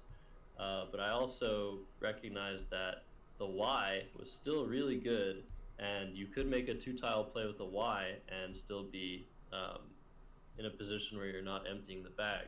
So I wanted to find a play that used 5 tiles. I just couldn't find one. Zamia was another option to score a lot of points, but the N and the T together really didn't seem very good for my chances of scoring next turn, or even getting a bingo. So when I found the play that I ended up making, I was pretty happy with it because the tiles I was leaving seemed pretty good for the board, not super likely to duplicate, and I was also not opening anything for you on the right side of the board. So I ended up playing Bimata at H1, which was actually a play that I missed earlier in the tournament. I only realized this upon analyzing a game the other day, but it's a very weird word. It's like the plural of BEMA, and it was a really nice spot. And I'm glad that I kept looking and found this play, but I'm not sure how good it is. Let's find out. Let's simulate this. But yeah, when it came down, I was like, oh, this is going to put me in trouble because you also, from your point of view, there's still 3 unseen A's, so you probably want to get rid of your A's if you can. But yeah, I mean, it actually does say that it's the 5th best play. Wow, really? It still says Canat is best. Oh, very interesting. It still thinks Canat is best. That is interesting. Yeah, it's very hard to evaluate this position. Yeah, it is very hard because there's just so many other things that can happen, and all these things that could happen are not normally what would normally happen in a game. So your evaluation can be easily skewed on this one. Yeah, and it's possible that just keeping the M to score is very good. Important here. Yeah. I liked keeping INT just to like. I'm hitting the K4 spot with QI. Maybe I have QIN. I could draw stuff there again, and yeah, maybe I'm drawing into some bingos. And that was like the bingos is like, oh, maybe I could draw into a bingo and just end the game on the spot. That was sort of why when I saw Bimata, I was like, oh, let's go, let's do it. But yeah, it's possible that that's a small mistake. But it's a very complicated position. Yeah, this is a very complicated one. Yeah, you could easily be thinking about this for a good 5-10 minutes if you had the time to do so. Again, there's no S's or blanks left, so Canada is actually relatively safe in terms of an S hook, or even Sanks as well. So yeah, maybe keeping that M is actually good for scoring, because there's really no way to score on this board if you don't have like the M or the Y, but then you could just bingo. I'm actually kind of surprised that Cannon is actually best, or at least best by this much. I was concerned with the 15-row plays. I was concerned with you scoring really well on 15J with the 6-tile play, and I figured by keeping INT, I could at least threaten to bingo if you ended up doing something like that. But yeah, it's also worth noting that like your letters aren't random. There's maybe some inferences to be made with your play of Fleur. Why didn't you play Fair, Fair? You must not have had 2 A's. You might not have had a single A. So getting rid of the A is obviously an important thing, which is why Cannot and Zamia, all those plays seem good to get rid of the A's and not like duplicate or triplicate them. Yeah, I think so. Yeah. Again, I'm still kind of surprised it's actually better, but by quite this margin, it's actually a whole 4% better than Bamata. Wow, I don't know. Sometimes there's things like this where I'm looking at it and I'm a bit confused, but yeah, I guess it's worth analyzing further, but sure. Yeah, it's hard to say right now. Sure. But yeah, you played Bamata, which again, and even with this, still gives you 60% chance of winning. So slight favorite here. And I have this rack now. So I'm now trailing by 21 points, 3 tiles in the bag. I'm in a bit of a tricky spot here with this rack because I have slightly too many vowels. There are still 5 vowels, 5 constants left. I still have the Y, and I have plenty of options to choose from, but they're all kind of very similar to each other still. So the question is, how can I win this game? And can I win this game by maybe playing one turn here and then going out the next turn? But it's very difficult to do when you effectively have to play with 10 tiles. With these 7 and you pick 3 more from the bag, you effectively need to play like 2 5-letter words or some 6-letter word, maybe from underneath the W to hit the triple, and then have 4 tiles to go out with. But then you'd have to guess what those 3 tiles are going to be. Again, I don't really have to think about that because there aren't really any 6-letter words anyway. So that wasn't really an option. It was more now like kind of somewhat endgame timing of how you're going to score enough points, put your opponent under pressure, and also keep them guessing to a certain degree, because I still have the option to potentially just play 2 tiles and leave 1 in the bag. So if we generate the choices here, yeah, a lot of these moves are just playing 2 letters. And wait, maybe I should maybe generate 50 choices and see what happens here if it comes up with something else. But let's simulate this.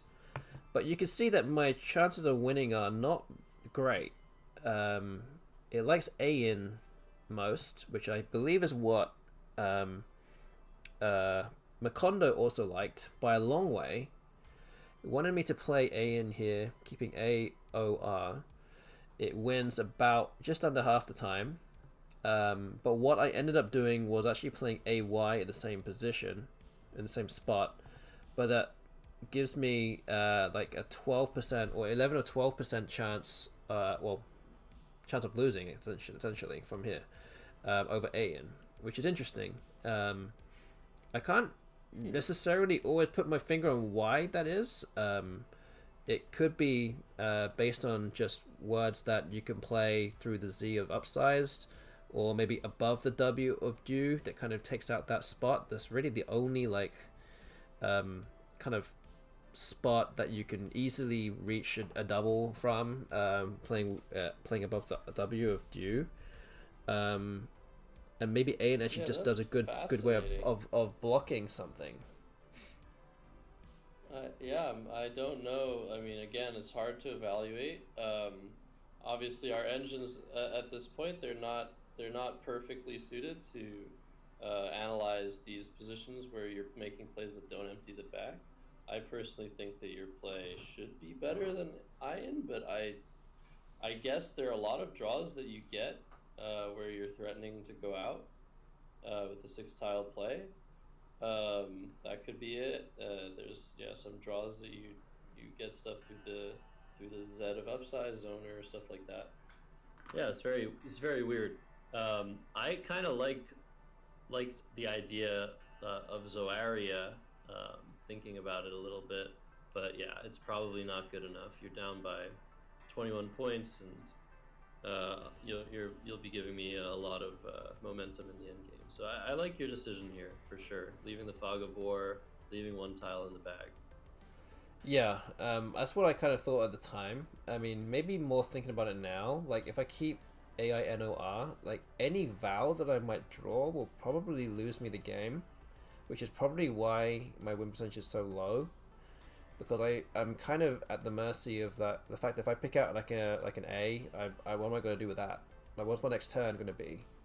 If I draw an O, like, I'm also like going to get stuck with just too many 1-point tiles that don't score enough.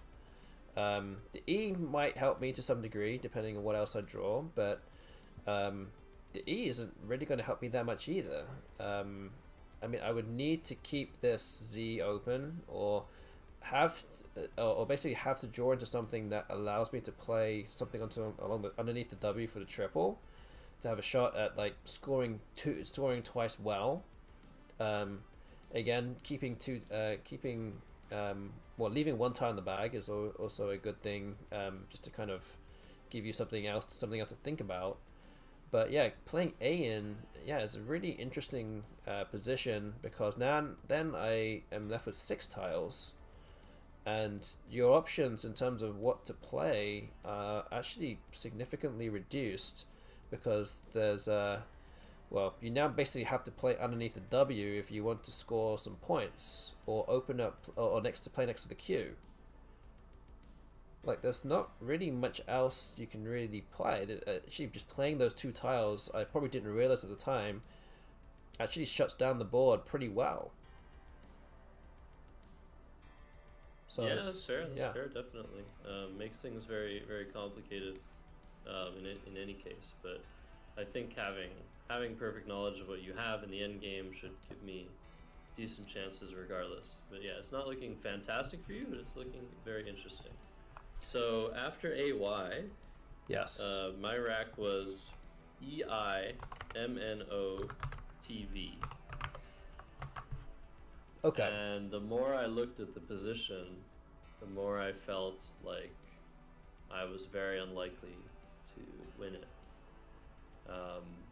I was considering playing Motive, for example, underneath Do. I wasn't sure if Motive was good in Collins, but even if it was, it didn't look like that would be good enough. You're threatening plays like Zoaria or Zoned or stuff like that, Kindar from the Q. You're threatening like pretty high scoring stuff. You're threatening Ordain underneath Do. So basically what I need to do here is score enough over 2 turns that I somehow am going to outrun you. And it doesn't seem very easy to do that, because I can't really score much right now, as far as I could tell.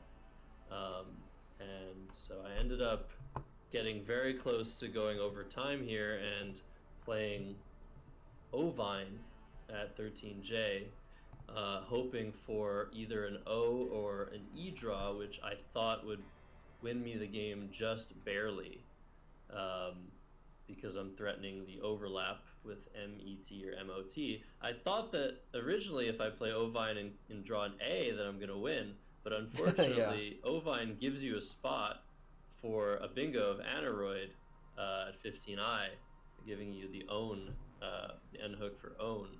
And so because of that, if I draw an A, I just lose by a lot of points. So I was feeling pretty poorly about that. I considered maybe playing ENVOI, which was the anagram, which wouldn't give you the same bingo underneath, but that wouldn't give me the same options next turn with the M. So I ended up settling on Ovine, figuring it was a 2 and 6 or 2 and 8 for me to win, the best case scenario, unless I was missing something, and feeling pretty poor about the situation. Yeah. Yeah, I think that's a fair assessment of just having two, even two solid like 20-point moves. You get to 450, and I'm gonna need something around 35 to 40 to win this game. Otherwise, but yeah, I'm just simulating this move. Ovine is right up there. 40% chance of winning, it says. So, probably what 3 out of 8 to win or so. 38%. It says that Oven in the same spot for 19s actually looks like it wins half the time. Keeping IMT. Similar idea. And interestingly, playing EN underneath Mew. I don't buy that. Jew will give you a 50% chance of winning also. I'm not quite sure how that works. It's assuming that you're gonna make a play giving me bingos, I think. Quite possibly, yeah, because you're keeping motive, and I don't see how that's really going to help you, especially being 9 points behind as well. Yeah, I don't think that's really the right play either.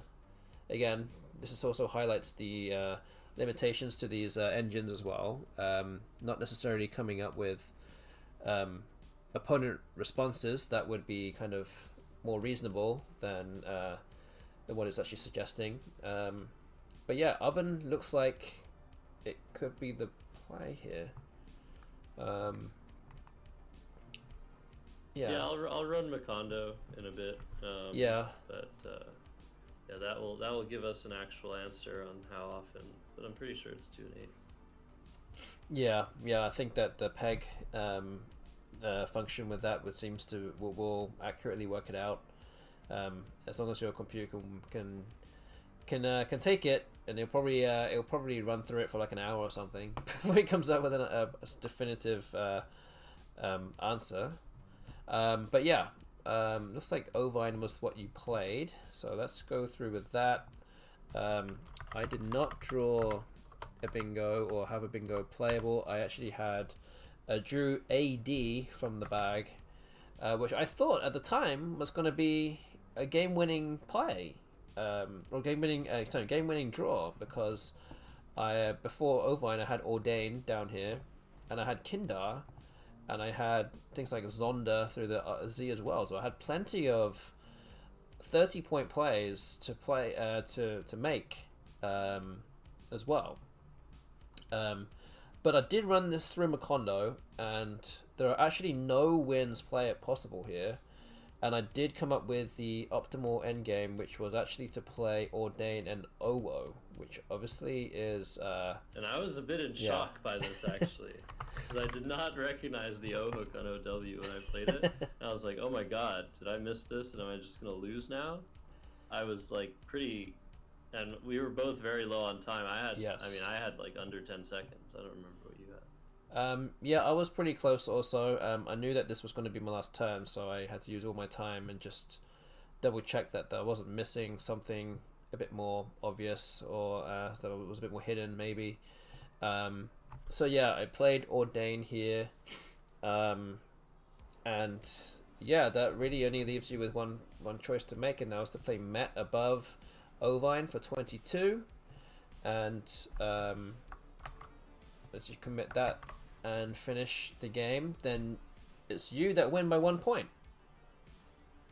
So yeah, again, yes, well, sir. yeah, somehow it was all yeah. that. So extremely exciting game and insightful stuff, and could have gone either way. It was back and forth the whole time, and yeah, all because I played upsides. Yeah, that was a pivotal move that kind of set up all the Vuggy and that D hook and the ending of the game, and also with the Ys that was played with Bigot onto upsides.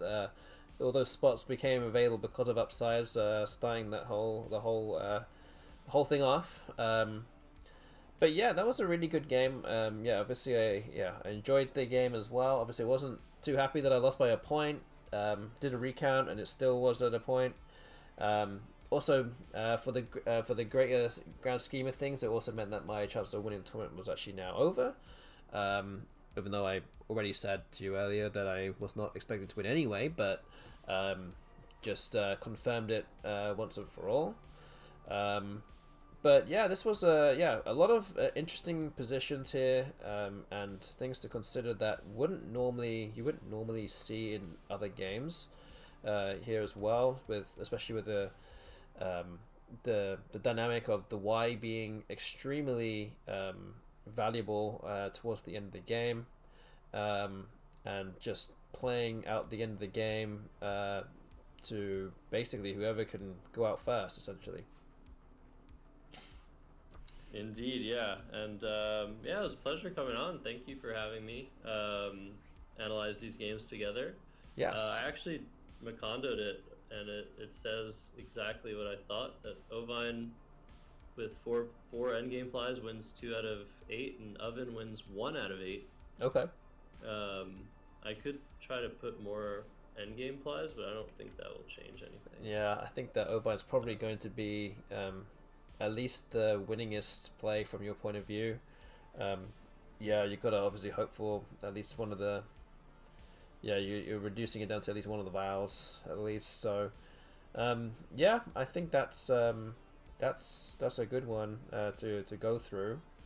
But yeah, again, thank you for coming onto the stream and providing your insight and your racks as well.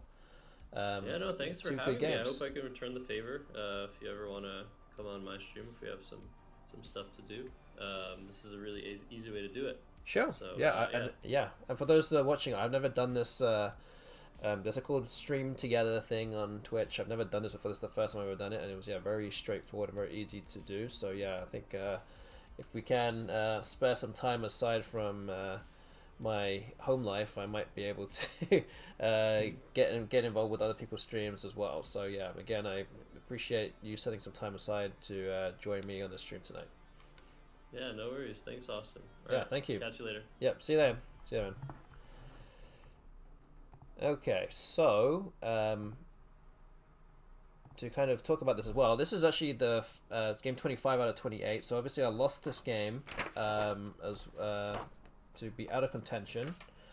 Game 26, I beat Jason Keller, so I'm still in third place. I think I'm third place now. 17-9, won by 104 points. Game 27, I beat Matthew O'Connor by 70, so I'm still in the hunt there. So all good with that one. And then there's the last game against Josh Castellano. So he has already he's already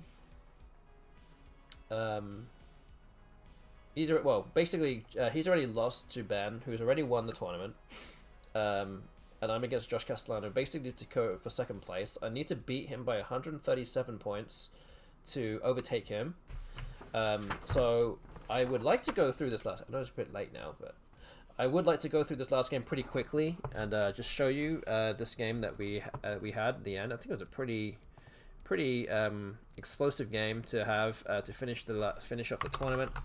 So I'm gonna quickly go through it right now for you. And yes, it is Josh Castellano to go first. So let's just reset this real quick. Again, I hope you guys are enjoying the analysis tonight. And again, if you haven't already followed my channel, please go ahead and hit that follow button. It would be much appreciated. We've also had some subscribers as well. If you want to be a subscriber, you can also click the button and maybe do it with your Amazon Prime. Go ahead and do so, or give some bits, up to you. No big deal if not, but hope you're enjoying it nonetheless. So yeah, let's start with the first move. Josh plays Homie as the first move here. I have a rack that is not too bad, pretty good on this board with this start of Homie. I find the best play here that is exec above Homie for 47 points. By far the best play available here. And then Josh plays Oath above the EM, making Fem for 30 points. This one, I really like this play, although the engine does not like it so much. But it was one of my more flashier plays of the tournament. I have this rack. There wasn't really that many options for me to play anything, but I did manage to find this. I managed to find Executive for 25 points. That was what I played. Anything else kind of didn't really score enough points, or didn't really have, you know, I mean, I needed to also win by 137 points, so like I'm also going to try and add a little bit more volatility to this. And again, even with the simulation, you can see here is actually pretty good, so not bad whatsoever. So yeah, we'll move forward here. Again, kind of also depends on who has the S, and it actually turns out that Josh has the S already. He plays Scraw and Executives for 52 points. So not really what I wanted to see, but that was what happened, unfortunately. And then I draw into this rack. I kept IY and I drew INOOU. Seems like a very straightforward play here of just U next to Scrawl for 32 points. According to Macondo, also the best play. Here, Josh plays pennies next to under U, making U's, which is 77 points. So he actually ends up missing a higher scoring bingo of pinnies, not just underneath U's, but underneath Homie, which would have scored another extra 11 points. But pennies is what comes down with 77. I'm down by 83 points, and I don't have great tiles. What's my rack here? Oh, I have another one here. So I have this rack. I have 3 eyes on my rack. So yeah, not great. So yeah, come up with the best play according to the analyzer, which is Pipit through the P of pennies. I did think about Ippon, but it keeps 2 eyes, so not what I wanted to do there. Rather sacrifice a little bit, and I think the analyzer prefers that. Josh plays Aga. Oops, not there. One more. Wait, I can't put space. AGA above Oath for 15. And then I have this rack here. Just Pippi then set up. AN wins 25% according to Macondo. Okay. Okay. Sounds about right. So yeah. Yeah, but yeah, I guess AIM is still best anyway. So here, I have one standout play available, and guess who found it? Me. Oh yeah. I went a fill for 102, so I got 102 points into the P of Pipit. And yeah, just like that, I'm back ahead again. 34 points ahead. Despite pretty much having garbage tiles this whole time. Just lucky to be ahead at this point. Then Josh plays Tet and Use underneath that, so I'm slightly ahead still. I do have this rack now, which is a pretty good draw because I have some good scoring tiles, and I find the best play here also above pennies. I have Slum, which is best here, making Scrawl. There's a lot of hooks for Scrawl, and the M is one of them, including the P and the B also, so there's a big spot that was given away there. And Slum, as you can see here, by far the best play available. So now I'm up by 51. I'm actually, I will say in advance, I'm at this stage, I'm holding a bingo rack as well, and I'm 50 ahead. But unfortunately, Josh does play a bingo of Tardiest onto the T of Pipit. So that kind of puts a huge dent into my comeback, but I still can bingo onto the T of Tardiest. I have Frontist for 83, which is what I played. Obviously, I hope that he can do anything with that move, and I could get close to 137 points ahead. But nonetheless, I'm just looking to win the game. Frontis comes down. I'm up by 54. Josh plays a very simple QI above the eye of Owenafil just to dump that off. I do draw. I say draw well, but I draw not too bad with this overall.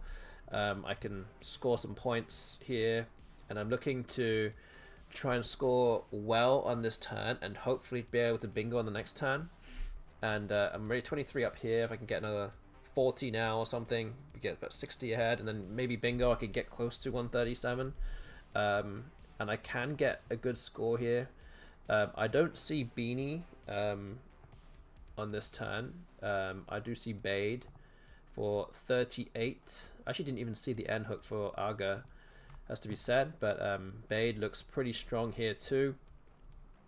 It's one of the better players available. Bay is also another option, and Ego, but Bade is what I ended up doing.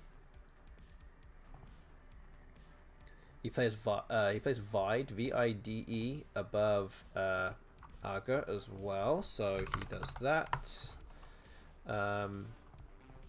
To go to 372 to 398.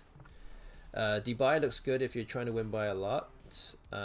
Yes, it will open up the top part of the board a lot more easily, for sure. Also, I'm just trying to, I mean, I know that I'm trying to having an eye on 137 points, but of course I'm just trying to win the game also, which is for me the number one thing to do here. Also, if I do lose this game, I do fall out of 2100, so I was making sure that I do not lose. So I have this rack now. I drew BJOUW, which is not great. So I'm just trying to keep scoring well, and I do play Bungee, which ends up being the biggest mistake of the game, even though it doesn't seem like a big mistake. I think Bungee through the eye is actually better, if I remember right, but maybe there's something else. I can't remember now. But yeah, it doesn't like Bungee in this spot. Maybe it gives away too many things, potentially. It's quite possible.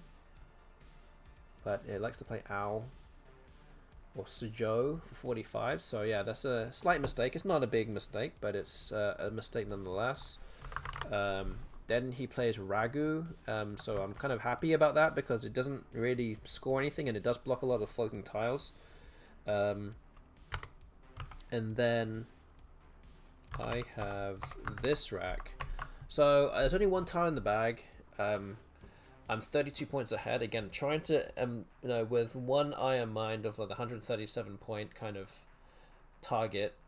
I did end up thinking about this move for about 5 minutes because I was thinking of, can I get some kind of strange 9-letter word through 2 E's here with like some kind of weed word or something if I draw the D, but I couldn't come up with anything. So yeah, just got to make sure of the win here. And I come up with the best play, that is Wiz for 37. This essentially makes sure of it. I'm 69 points in front. There's no bingos available for him now at this stage, so I do that. He plays Kali, K-A-L-I, and I have a lot of constants here. I have this rack, and I do play the best play here, which is Gore, just asking the championship player. That is the best play. And then he plays out with Aroid for 18 points. So yeah, quite quite explosive game here. This game ends with 438 for Josh and 493 for me. Again, didn't look like I was going to win until I got a winner fill and some really bad tiles to begin with, but my letters kind of picked up a little bit towards the middle of the game, so I got a decent score. So it's a 55 point win, not quite 137, so ended up finishing on the same number of wins as Josh in 3rd place. Matthew O'Connor also finished on 19 and 9 behind us in 4th place. of course, Ben Schumbrun ended up winning. I think he got to 21 wins, I think, 21 and 7. So great tournament for him.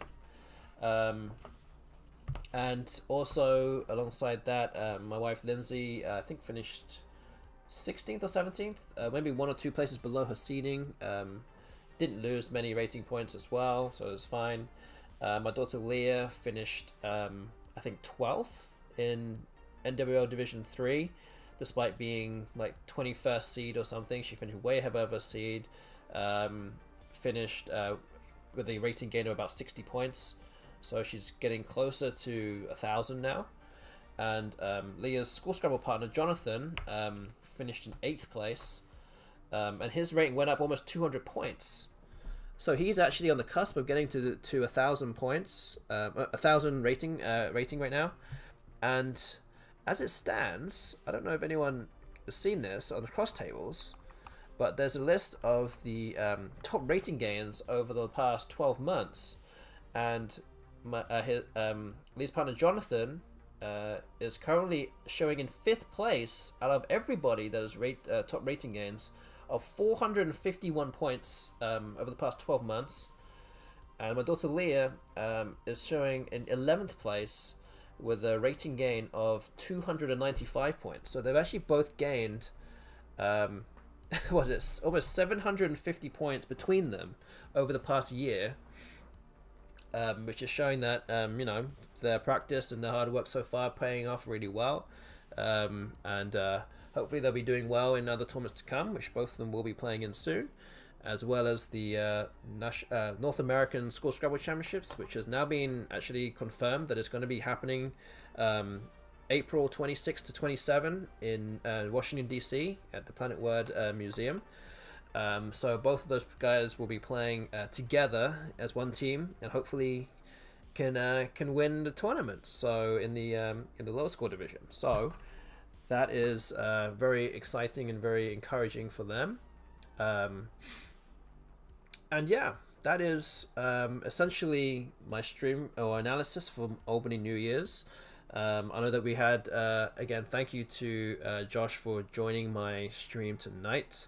And we went through it in very detailed as well, a lot more detail than I would have probably done normally anyway. So again, thank you for your insights with that. Again, thank you to everyone else that has been watching tonight. Hope you enjoyed the stream, and go ahead and become a follower if you haven't already. And also you can be a subscriber and give some bits if you so wish. That is completely up to you. You don't have to obviously do that. And also coming over the next week or so is that there's the Crescent City Cup. We've just got that in the chat right now. Crescent City Cup 2025 is happening on January 18th to 20th. And we currently have a record turnout projected right now of about 147 players. There's never been this many in the 13 years that this has been going on. So we're very excited for that to happen. And live coverage or live streaming of that tournament is going to be completely exclusively live on this very channel. So if you want to watch in real life tournaments, all 20 games over the 3 days, you should follow this channel, and we'll have a professional setup for you at the venue, and we'll have 2 commentators on site as well who will be able to provide all the insight in terms of what they are doing and what they're thinking. So yeah, that is about it for my stream. Again, I hope you enjoyed this tournament analysis. That's the Albany New Year's tournament that happened last week.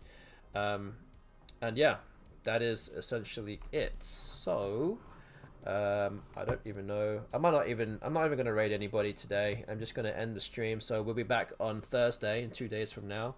I'll be continuing my my series of 100 games against the best bot. Which will be game day or match day number 8, and we'll have 2 more match days next week before the Crescent City Cup. So yeah, I hope to see you guys there, and yeah, enjoy your evening, enjoy your couple of days, and I hope to see you back in a couple of days. So take care of yourselves, and good night, everybody.